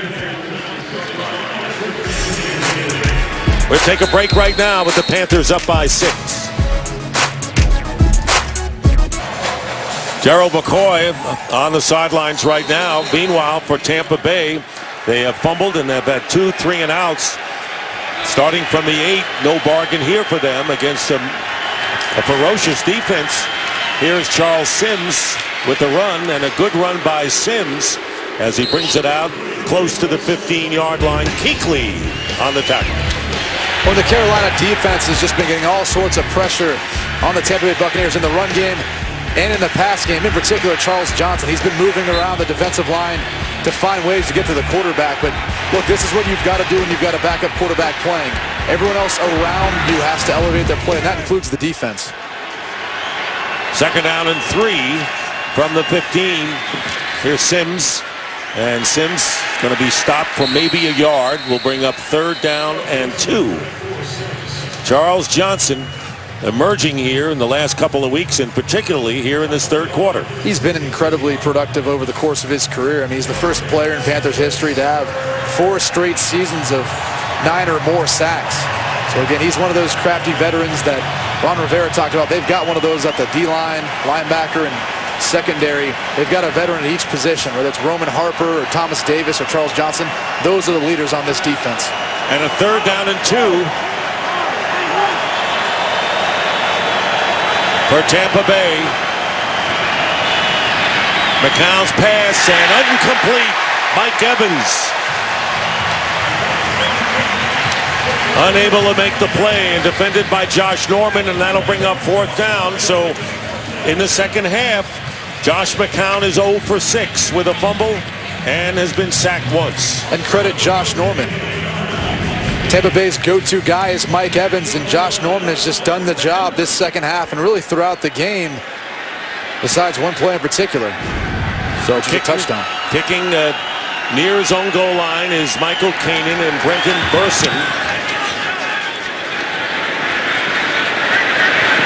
To the 33 will run this one, and Burson still on his feet. Brenton Burson is tripped up at midfield, but gets into Buccaneer territory. And a return of 22 yards, and Andrew DePaula, the long snapper, tripped him up. Panthers, good field position when we come back. Well, here these two are from Wofford College in Spartanburg, South Carolina. Brenton Burson and Jerry Richardson, who is the owner and founder of the Panthers. The only two actually from Wofford to ever make a 53-man roster in the NFL. So pretty cool little connection there. 1st and 10 from the 48. Jonathan Stewart with the run, and he's knocked back for a loss of about a yard. And of course, Jerry Richardson is the only owner in the National Football League who played in the league and once caught a touchdown pass from Johnny Unitas in an NFL championship game in 1959 in Memorial Stadium in Baltimore, a year after that great sudden death landmark game in the NFL when the Colts beat the Giants at Yankee Stadium.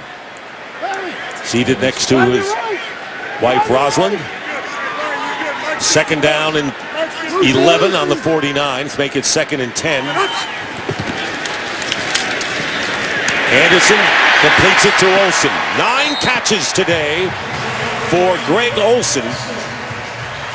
And you can credit Philly Brown for paving the way for Greg Olsen. They were in a stack alignment there. As Philly Brown came off the line, he got in the way of both Altron Werner and Brad McDougald. Watch this. Look at all that space and room for Greg Olsen to run. A nicely designed play by Mike Shula, the offensive coordinator for Carolina. 9 catches, 99 yards for the tight end. 1st down. Up the middle, knockdown. They wanted to go once again to Olsen, and it was Levante David making the defensive play. Well, Fox Sports Supports is proud to team up with Boys and Girls Clubs of America. Boys and Girls Clubs help young people to reach their full potential as productive, caring, and responsible citizens through programs that promote character and leadership, education, healthy lifestyles, and more. So for more information, visit foxsportssupports.com. Off the hands of Philly Brown, pass incomplete. It'll be 3rd and 10. Deshaun Goldson, the free safety, defending on the play. Tampa Bay really has played solid defense when they've had to in their own territory today. Yeah, they have. And really both defenses now have turned it on here in the second half. We've kind of seen this back and forth field position battle. And what comes into play is the lack of success on 1st and 2nd down, which causes these 3rd and long scenarios like you see now. Both teams have done a nice job of disguising coverage and getting pressure on the quarterbacks. Let's see if Tampa continues to play more coverage here, bring pressure. Panthers are 3 and 8. 3 for 8 on 3rd downs, and Anderson gets knocked down. And that was Levante David.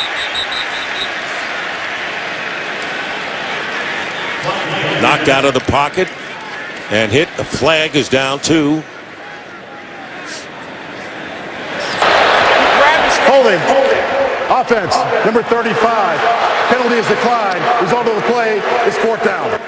Mike Tolbert is called for holding. They'll decline the penalty, bringing up 4th down. And a punting situation for Brad Nordman. Levante David gets a hand in there on Derek Anderson, close to a face mask, but doesn't grab anything, so there's no reason to make a call there.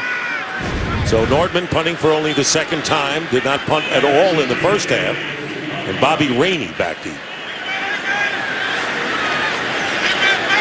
The defenses have taken over in this game, Brady. They haven't.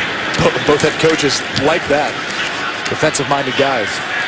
Fair catch, Rainey at the 7. So once again, the Tampa Bay Buccaneers will have poor field position. And for a game break, let's join Joel Klatt. All right, Dick, good news for Carolina fans. Pittsburgh taking care of business at Atlanta. Of course, Atlanta's got that half-game lead over Carolina. That's Le'Veon Bell from 13 yards out. The Steelers up 27-13 in the fourth quarter. Dick, Brady, Christina. Well, that's good news for Ron Rivera and the rest of the Carolina Panthers, but they've got to hold this lead if they're going to continue their march to what would be an improbable division championship. Before 8-1, they're still alive. Meanwhile, 1st and 10 on the 7 for Tampa Bay. McCown and throwing behind Evans on a mix-up there.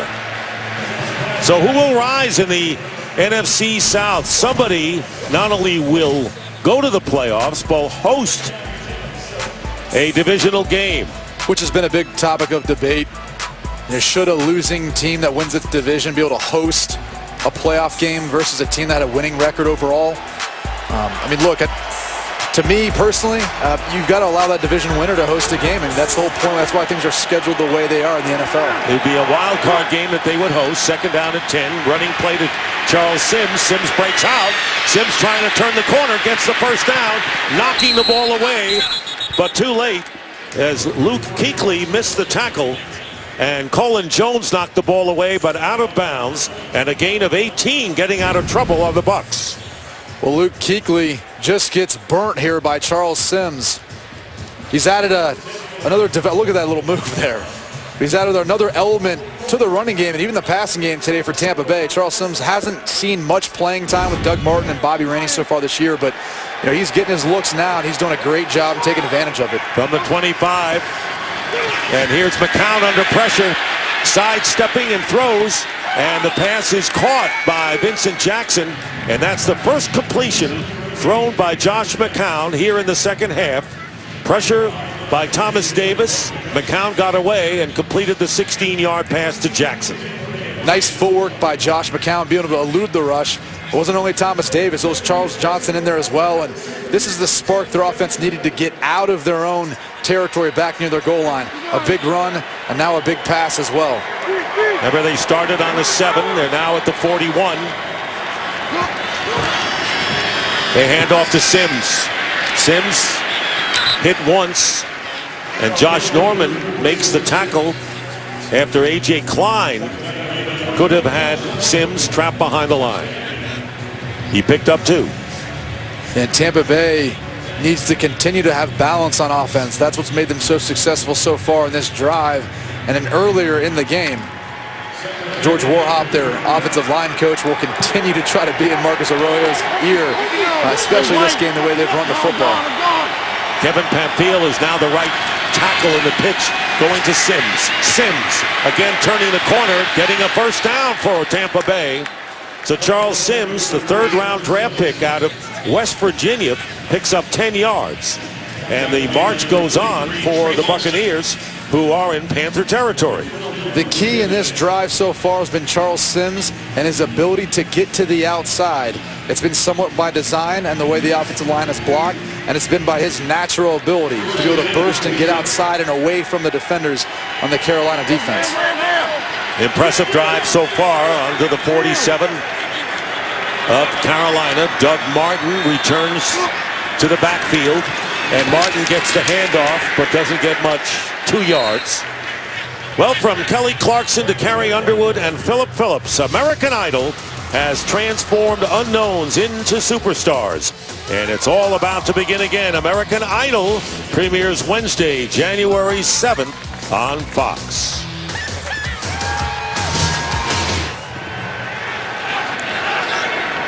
Second and 8 for the Bucs.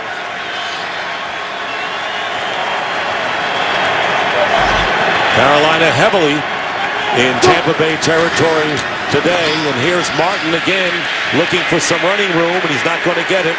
And will be stopped for no gain by Luke Kuechly. And that'll do it. That'll be the end of the third quarter with the score. The Panthers 16 and the Buccaneers 10. Fox NFL Sunday will return after these messages and a word from your local Fox station.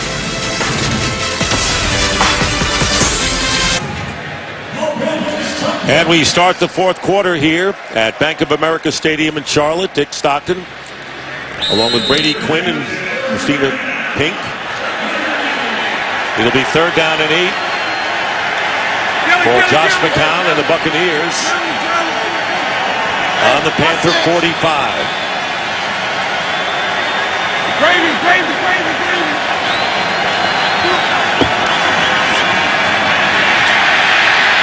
Ball is tipped at the line, and the pass incomplete. Pressure by Roman Harper, the strong safety. But the ball appeared to be tipped. Good pressure there that time. So fourth down coming up, and they'll punt. Well, Roman Harper's going to come off the top of your screen with a little safety pressure. He's going to eventually get a hand on the football to affect this throw.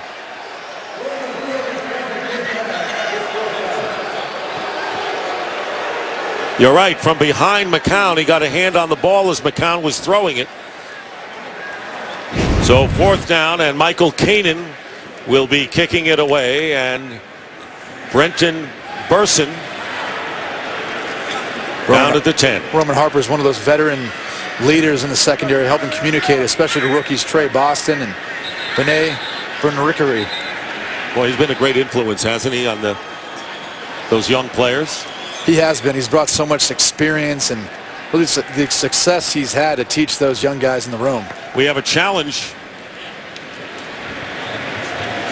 Challenging the call, and I think Ron Rivera is saying that it should be ruled a fumble, not an incompletion. Carolina is challenging the ruling on the field of an incomplete pass.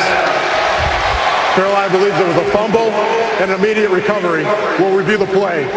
And that could cost them a timeout if Ron Rivera is wrong. He is 0 for 4 this year on challenges. See if he breaks out. And the Carolina Panthers are challenging the ruling on the field that the pass was incomplete.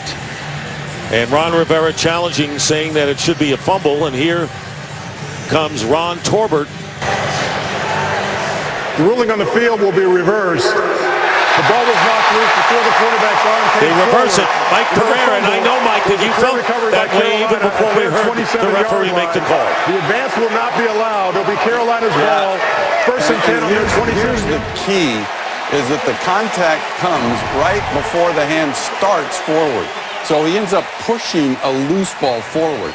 So don't focus on the elbow, focus on the hand, and when that contact is made, ball pops out of his hands, and then he pushes a loose ball forward. It's a fumble.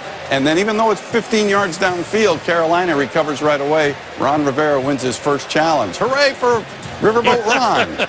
1 and 4 is his record. Well, you know, Mike, it's like the Panthers. They're 4 and 8, and they're still alive to win a division title. Thank you, Mike. Thanks, Mike. Well, and there's also probably a difference in where they would have gotten the ball had they let that go and punted.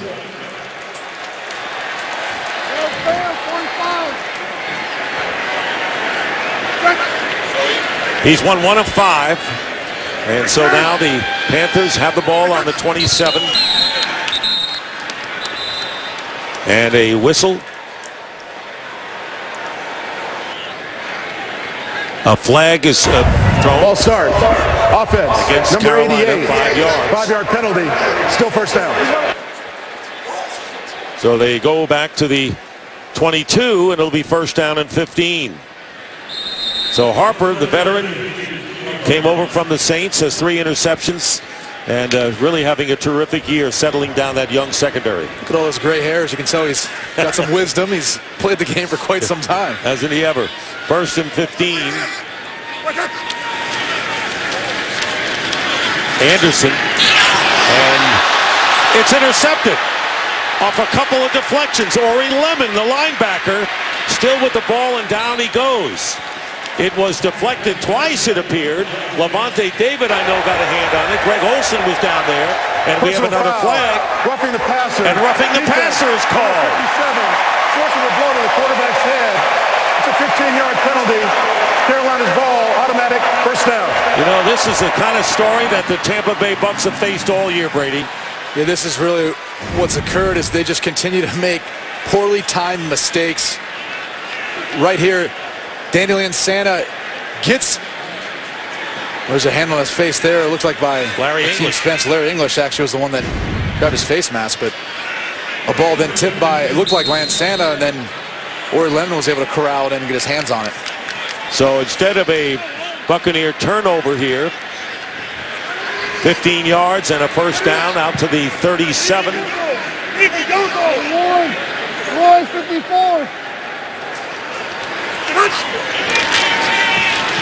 Jonathan Stewart, no gain. Early here in the fourth quarter. See that last play. You can see Larry English, he's going to get a hand in on Derek Anderson's face mask here right after the throw. That, unfortunately, that's a personal foul. You see that called every time. These are the kinds of penalties that have really hurt the Buccaneers all season long. Seen them sprinkled throughout the whole year. Second down and 9. Stewart. Nothing there. It'll be third and long now. Levante David coming in to make the play. 3rd and 9. Early here in the fourth quarter. 16-10 lead for Carolina. Looking to win their second in a row for the first time since the opening 2 games of the year.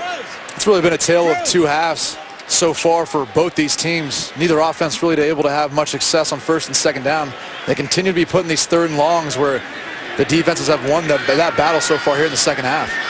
Keep in mind, Stewart has not had a chance to run much in the second half. A little pressure here. 3rd and 9. Pass caught, first down, Philly Brown. Boy, he really thread the needle that time, did Derek Anderson. He did, and again, they brought pressure right up into his face, but he stood tall and delivered a nice, accurate throw. They're going to bring a linebacker right up through the A-gap. But Derek Anderson has just enough time to get the throw off and an accurate ball. Philly Brown does a nice job doing his part in shaking Altron Werner off the line. Sounds like your golf game yesterday. You started to say shanky.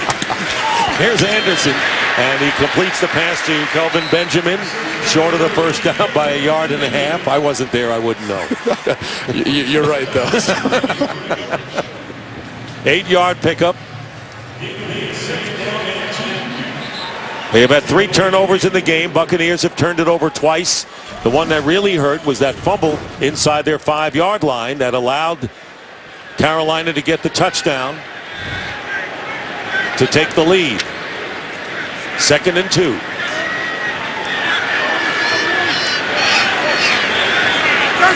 They got Mike Tolbert and Fozzie Whitaker in the backfield.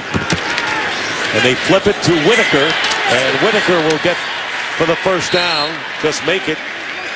TJ Fatinikin on the tackle. First down, Carolina. It was actually a nice job by Jonathan Banks, the corner. He was able to cut inside of Kelvin Benjamin on the outside.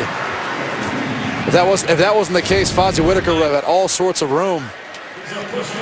And this is part of playing this Tampa 2 scheme. These corners have to be active in the run game and coming up and making tackles. And Jonathan Banks has continued to grow throughout this season. Did a nice job right there. Jonathan Banks with 4 interceptions. One of the rangy defensive backs, corners that the Bucs have. First down at the 42. Look at him checking to a Tampa 2 coverage here. And here is Stewart, and he's going to be tripped up. Good play by Ori Lemon. And a loss on the play of 2 yards. So here we are at Bank of America Stadium on a beautiful afternoon in Charlotte, mid-December. Big game on the line despite the losing record of the Panthers at 4-8-1. They're in the race. Dick Stockton along with Brady Quinn and Christina Wick. Pink, 16-10 the score. With about 4 minutes elapsed here in the fourth. Got Greg Olsen at the top of your screen. And the pass is caught again by Olsen. He was an early target, and he remains a reliable target for Derek Anderson, his 10th catch of this game. Well, they had him split out as a wide receiver because he can run routes just like one, even though he's got the size of a tight end. Derek Anderson sees that size, an athletic matchup, that he liked it, so he went right to him. 10 catches for 111 yards for Greg Olsen. And why shouldn't he be a Pro Bowl tight end? Great day for him. Going to have a measurement. See if it's a first down. Well, he's had a great day, and really he's had a great season. He's second in the NFL for tight ends and yards, third in receptions. He's continually been a central part of this offense, being able to stretch the field vertically. And we talked to Derek Anderson earlier this week, and he said no team asked their tight end to do more than what Greg Olsen is asked to do. He's blocking in the run game as a tight end. He's in the backfield, moving as a fullback, and then they split him out wide as a wide receiver. So he can do it all, and he's probably one of the most underappreciated guys in all the NFL at that tight end position. Third 100-yard game of the season. And they're shy by less than a yard, maybe a foot and a half. The 10 catches for Olsen matches a career high for him.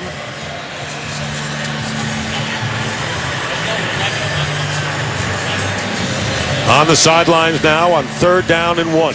Olsen was actually my class at Notre Dame. He started at Notre Dame and then transferred to Miami. Ended up finishing out his career there before being a first-round draft pick to Chicago. Did you forgive him for that?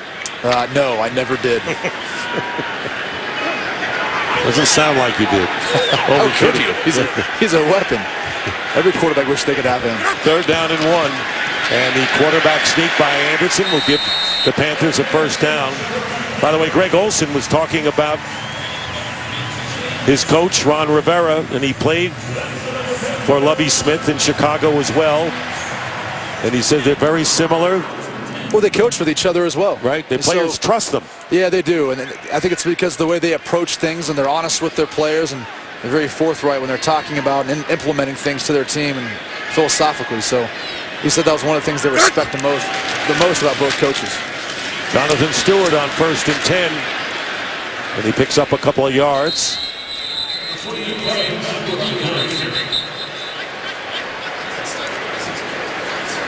I'm curious to see how aggressive Carolina will get on the rest of this drive. They're seeming to run the football somewhat successfully right now. They're controlling the time of possession. They've got a 6-point lead. If they get a field goal here, it's a 2-score game. And you'd like to think the way their defenses play this second half, they feel like they can hang their hat on them. They've had the ball 31 minutes more than Tampa Bay. That's astonishing. 45. 2nd down and 7 from the 27. Anderson going up on top for Kelvin Benjamin. Covered well by Jonathan Banks. Well, there you go. I guess they're still going to play extremely aggressive. Tampa knows they're trying to run the football, so they're going to put an extra guy on the line of scrimmage to stop the run. So they're one-on-one outside. Why not take a shot? And you know, Brady, when you're looking at almost 50 minutes, or close to it, it's less than 50, it's 34 minutes, but still you're wondering about wearing down. We still have 8:40 to go in this game. Well, due to injuries as well on the Tampa Bay side of the ball, yeah, these players are going to be worn down being on the field this much. 3rd down and 7. Anderson's pass almost intercepted by Alteron Werner, who cut in front of the receiver, Philly Brown. Very nearly a pick there, so it's 4th down and a field goal try coming on Graham Gano. Well, Tampa Bay bought pressure again there, and Derek Anderson tries to throw a quick slant out to Philly Brown. One of the no-nos you cannot do as a wide receiver in the NFL is allow the cornerback to cut in front of you. And in that case, Philly Brown didn't take a flat enough angle, and Alteron Werner almost came up with a big interception. This will be a 45-yard field goal by Graham Gano, and the kick is good. 4 for 5 for Graham Gano. Missed a 51-yarder, but The field goals have been the reason why Carolina has extended their lead now to 19-10 with 8:31 remaining in the fourth. Saturday, the old rivalry renewed. Syracuse, led by Rakeem Christmas, takes on Javon Pinkston and number 7 Villanova. Coverage begins Saturday at 12:30 p.m. Eastern on Fox and streaming live on Fox Sports Go. They had classic matchups in the old Big East. Bobby Rainey back deep, and Gano will kick off. And this kick will go out of the end zone. So as far as time of possession, Panthers have doubled the Buccaneers and have run off 28 more plays. So let's see if Tampa Bay's offense can run some time themselves and maybe score. Today's game is sponsored by Walmart, where you'll find unbeatable prices on this year's top gifts. Well, in order for Tampa Bay to get back in this game, Vincent Jackson and Mike Evans have to come up big on this drive in particular and in the rest of the game. First down from the 20. Josh McCown going up on top and incomplete. Good defense that time by Cullen Jones on Russell Shepard. Well, coming up next, it's America's Game of the Week as the 49ers try to keep their playoff hopes alive against the defending Super Bowl champion Seahawks. Others will see the Vikings and the Lions, and the action continues next right here on Fox and streaming live on Fox Sports Go. Boy, the 49ers desperate right now, Brady. And the Seahawks trying to make a run for that NFC West, but the Cardinals just continue to persevere. Drew Stanton goes down at quarterback. They still win with Ryan Lindley now the starter.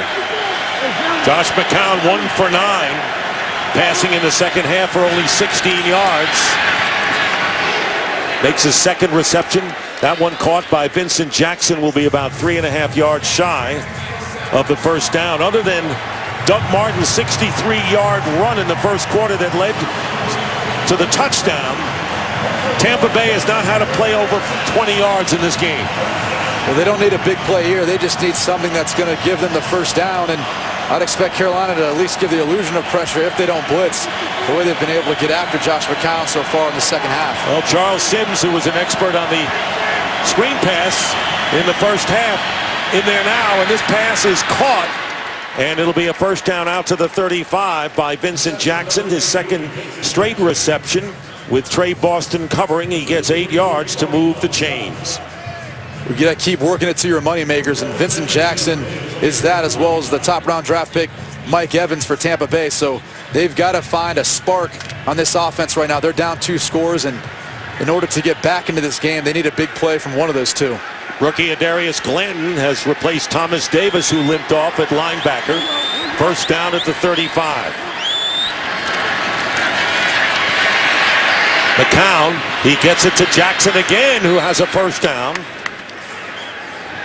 So Vincent Jackson, you said they've got Evans and Jackson. Which way are they going to go? It's been Jackson for 3 straight plays, this time for 11. Well, they've been quiet so far in this game up until this drive. Vincent Jackson in particular. Right here, he just runs a nice little stutter route. Able to come back to the football and get out of bounds for the first down to move the chains. Up to the 46, Jackson, 5 catches, 52 yards.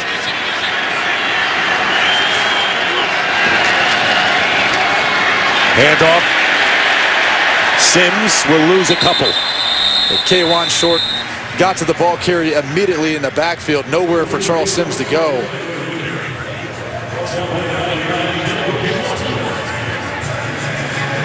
That's been some of the trouble with Tampa Bay, is just their offensive line, not able to have the consistency you'd want, whether that's due to injury or penalties or changing up their starting lineup. They've struggled to be able to protect the quarterback and run the ball consistently all year long. Yeah, Anthony Collins again out, the left tackle. Dotson had to move over, and O'Neal Cousins had to play right tackle to start this game. Second down and 12. In trouble again, but the catch is made inside the 40. And a big gain there. Vincent Jackson has been red hot on this drive. Gets 18 yards.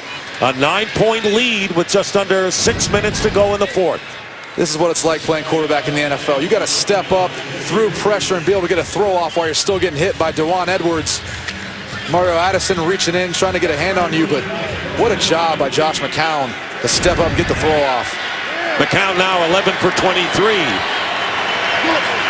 And 128 yards. Going to the air again is McCown, and he's going deep to Jackson again. And the pass is incomplete. Coverage by Roman Harper and Benet Ben-Wickery. Good coverage that time by Carolina, and you knew they had to watch that guy, number 83. Well, Vincent Jackson isn't the most vocal type to be called for the ball on the sidelines, but there must have been something said before this series because almost all the passes have been directed his way. He just walked off the field now, so let's see if they work the ball to Mike Evans now. Russell Shepard has given Vincent Jackson a breather right now. He goes to the sidelines on 2nd and 10.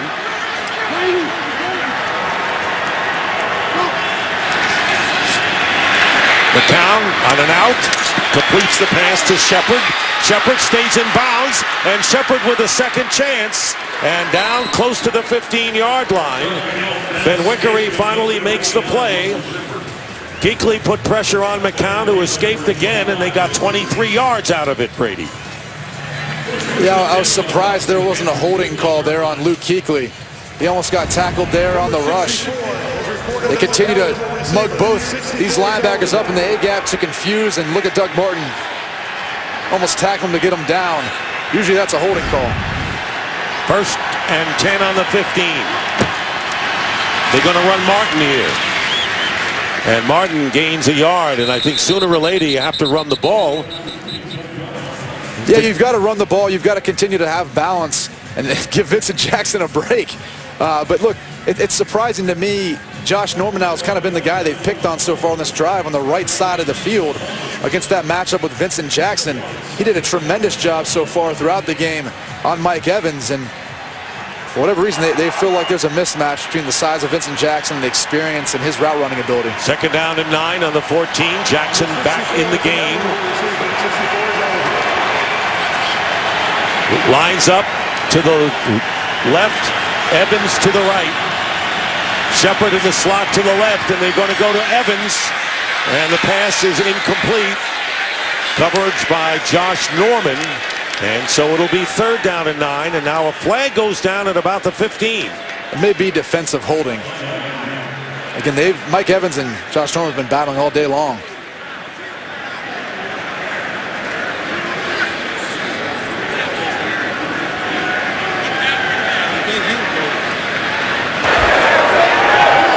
Illegal motion. Offense number 64 was an eligible receiver and moved prior to the snap. It's a 5-yard penalty. We'll replay 2nd down. Kevin Pamphile, so 5 yards against the Bucs. Well, they continue to pick on Josh Norman. Now they're looking at Mike Evans matched up against him, and really Josh Norman's done the job today when matched up on Mike Evans. Really hasn't allowed him to do much. He's been physical with him, grabbing and pulling, not allowing him to get a clean route run for his quarterback, Josh McCown.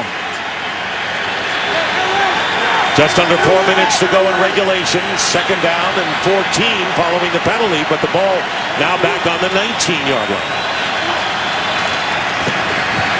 McCown swings it out to Martin, and Martin is tackled at the 16 by Charles Johnson, picking up 3 yards. This is a 2-score game, and so the Buccaneers obviously looking for the touchdown, but if they get points here, that'll make it a 1-score game, and they have all 3 timeouts left. One of the biggest differences the second half are these linebackers up in the line of scrimmage. It's forcing the offensive line, Tampa Bay, to have to step down, which makes them vulnerable on the outside in the one-on-one matchup. That's how they've gotten more pressure on Josh McCown. 3rd and 11.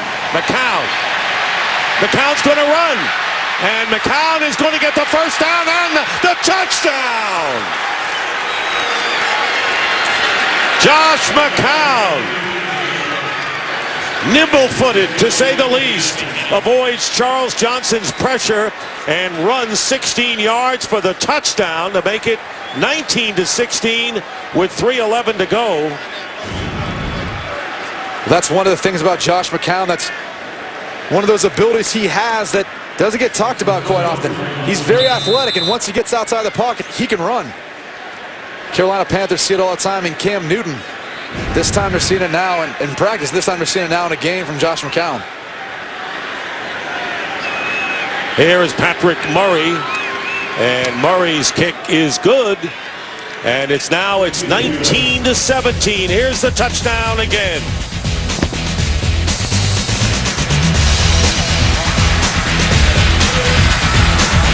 And a final score in Atlanta, and the Steelers defeat the Falcons 27-20. Atlanta falls to 5-9, and a Carolina victory will move them ahead of Atlanta. New Orleans plays Chicago tomorrow, and how about McCown's 16-yard run for the touchdown to make it a 2-point game, Brady? What a scamper that was.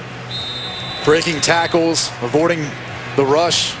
I mean, you just can't say enough about how tough he's played all year long and tried to make plays for the Tampa Bay Buccaneers. And Vincent Jackson with 4 catches for 44 yards on the drive.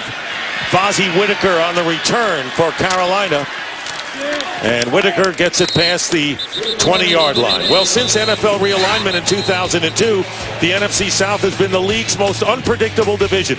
All 4 teams have won the division 3 times. And then the Panthers are the defending division champion, but no team has won the division in back-to-back seasons. That's remarkable. Yeah, Greg Olsen talked about that in our discussions with him earlier this week, just how much parity really there is in this division. He thinks it's one of the most competitive in all of the NFL, and he may be onto something now. I think the records would indicate otherwise, but I think he's talking about the rivalry and the competitiveness within their division, and you can make a case. You know, again, no team back-to-back. They seem to continually knock each other off. Tampa Bay trying to here as they try to come back to knock off any hope of Carolina getting to the playoffs. Tampa Bay and Carolina, for that matter, have all 3 of their timeouts remaining. First down on the 22 for Derek Anderson. Fakes the handoff and completes the pass to Kelvin Benjamin. Benjamin, with his 7th catch of the game, picks up 13 yards and a first down to the 34. And I love the play call, because what does Tampa Bay think you're going to do? They think you're going to try to run the football, control the clock. So what does Carolina come back with? A little play action fake. And Derek Anderson throws a dart to Kelvin Benjamin for the first down. So the timeout is called by Tampa Bay. They have 2 left. First charge, and they want to set up a situation where they have enough time to do something offensively. So how do you sum up a game like this in which you know that Lovie Smith trying to win a division game for the first time, this team still playing hard, and Carolina's so much to play for here? Well, the fun thing is really both teams have made adjustments here in the second half, where in the first half was more of an offensive battle.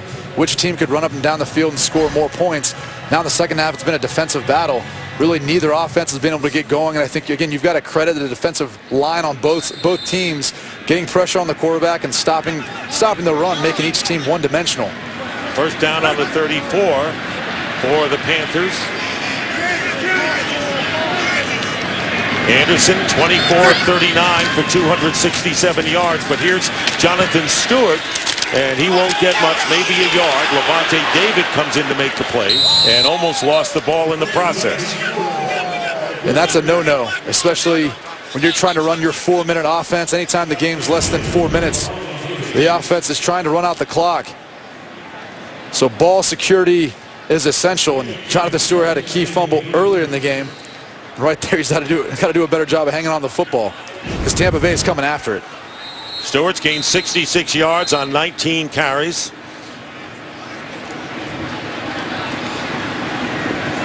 And with 2:34 to go.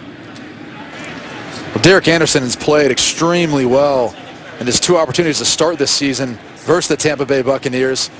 The Panthers defense has kicked it into gear in the second half, getting 2 takeaways, and their offense being able to capitalize on top of that. And Josh McCown has done a nice job as well, accounting for a couple touchdowns himself in this game. Well, Derek Anderson starting in place of Cam Newton, who suffered the back injury with a really scary automobile accident on Tuesday. McCown has passed for a touchdown and run for a touchdown, and Tampa Bay, now we know officially, has called a timeout, leaving them with 1 left with 2:34 remaining. Of course, we'll have the clock stopped at the 2-minute warning as well. They're really relying on their defense right now to get a stop and be able to get the ball back with decent field position. as Carolina continues to try to drive down the field to pin Tampa Bay back if they get an opportunity. America's Game of the Week coming up next. 49ers Seahawks should be a great contest. Right here it's 2nd down and 7 at the 37.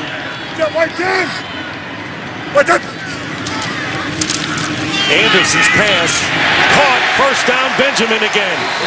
Kelvin Benjamin showing why that he and perhaps Evans will go down to the wire as the NFC Offensive Player of the Year. Gets 10 yards, a big 10 yards in a first down. And a timeout called by Tampa Bay, their 3rd and final timeout. Well, Saturday the UFC returns to Fox Sports 1 with 2 great bouts. The action starts at 7 p.m. Eastern, only on Fox Sports 1 and streaming live on Fox Sports Go.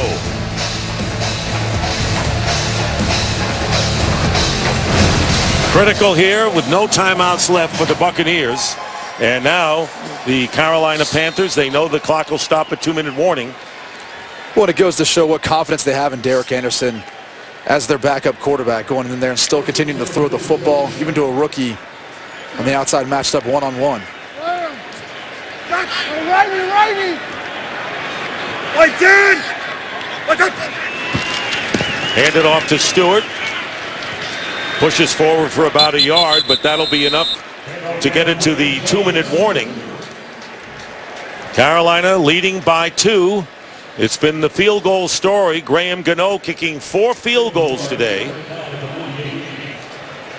4 for 5 for the Panthers as we wind down to the 2-minute warning here at Bank of America Stadium in Charlotte, with the Panthers leading the Bucs 19-17. Back here in Charlotte, and with time permitting, we'll have bonus coverage of the game between the Packers and the Buffalo Bills.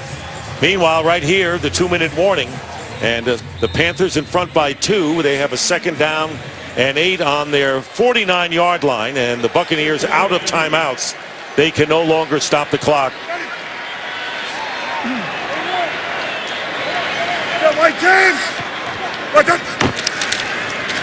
Stewart. And he's stopped for no gain by Daquan Bowers. And that'll be 3rd down. No gain there. Tampa Bay Buccaneers have come oh so close so much this year. They've lost 6 games by 6 or fewer points, including 2 in overtime. They were eliminated just last week by Detroit, looking for their first division win this time. Both of Lovie Smith's wins have come on the road, and they battled Carolina, but they're behind the 8 ball here, Brady. Yeah, they just haven't seemed to be able to put together a complete game where the offense, the defense, and special teams have all played extremely well, and they've been bitten by the injury bug. Penalties have been an issue, so they've been battling a lot of adversity and, of course, trying to learn a new system as well. Panthers call a timeout, their first.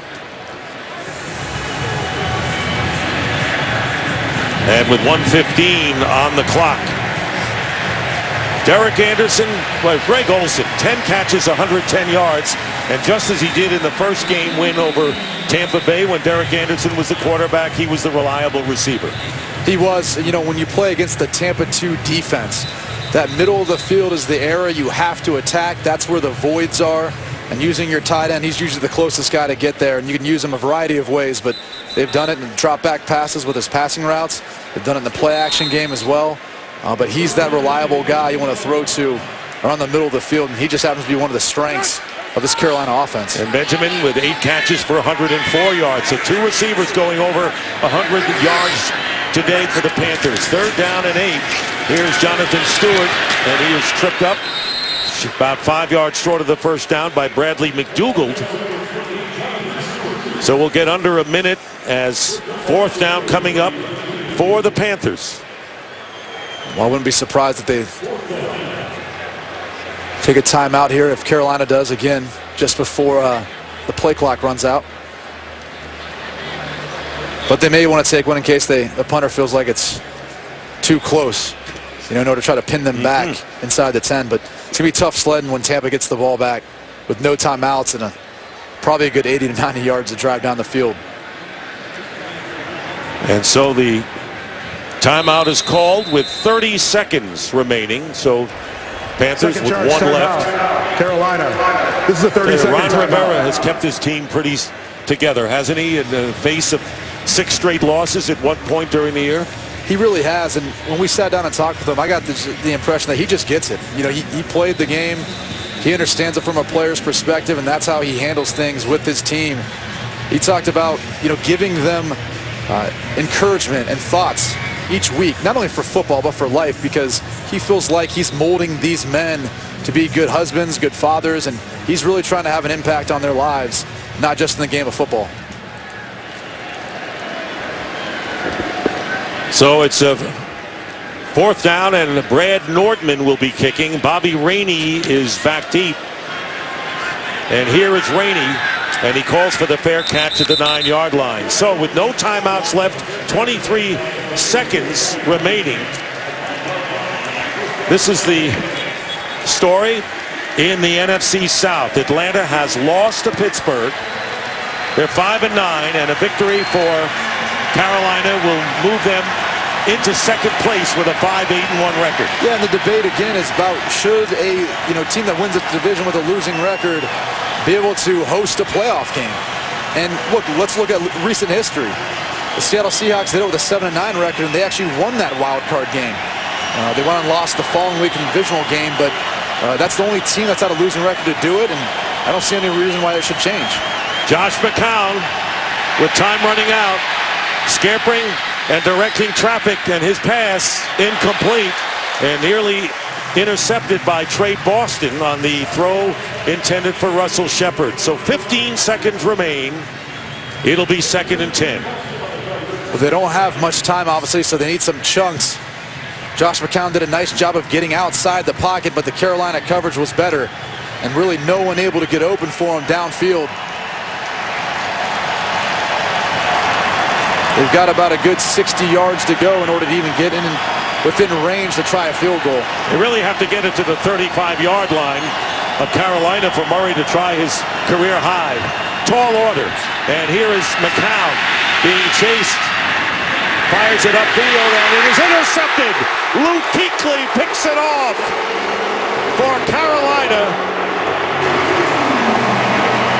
And they're celebrating here in Charlotte because the Panthers stay alive to live another week. Luke Kuechly.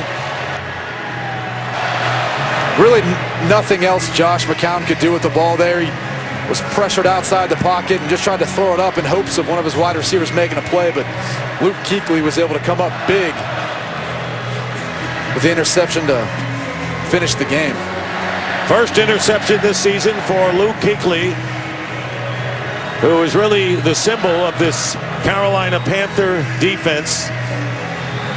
You asked Ron Rivera who he compares him to, and he agreed, and we came up with this together. He's a combination of Brian Urlacher and Lance Briggs. Pretty He's got good. The instincts, the size, the running ability. He just understands the game, and he really is a student of the game. He talked about the one thing he just wants to see from him is him being a little bit more vocal as a leader on that defensive side of the ball. Panthers will win their 2nd in a row. First time they've done it since the first 2 games of the season. And Cam Newton unable to play because of the back injury suffered Tuesday in the automobile accident, and his backup does it again. Derek Anderson leads them to victory over Tampa Bay. For Brady Quinn and Christina Pink, Dick Stockton saying so long as the Panthers win it 19-17. And let's go to the State Farm Game Break Show with Kurt Menefee and the boys.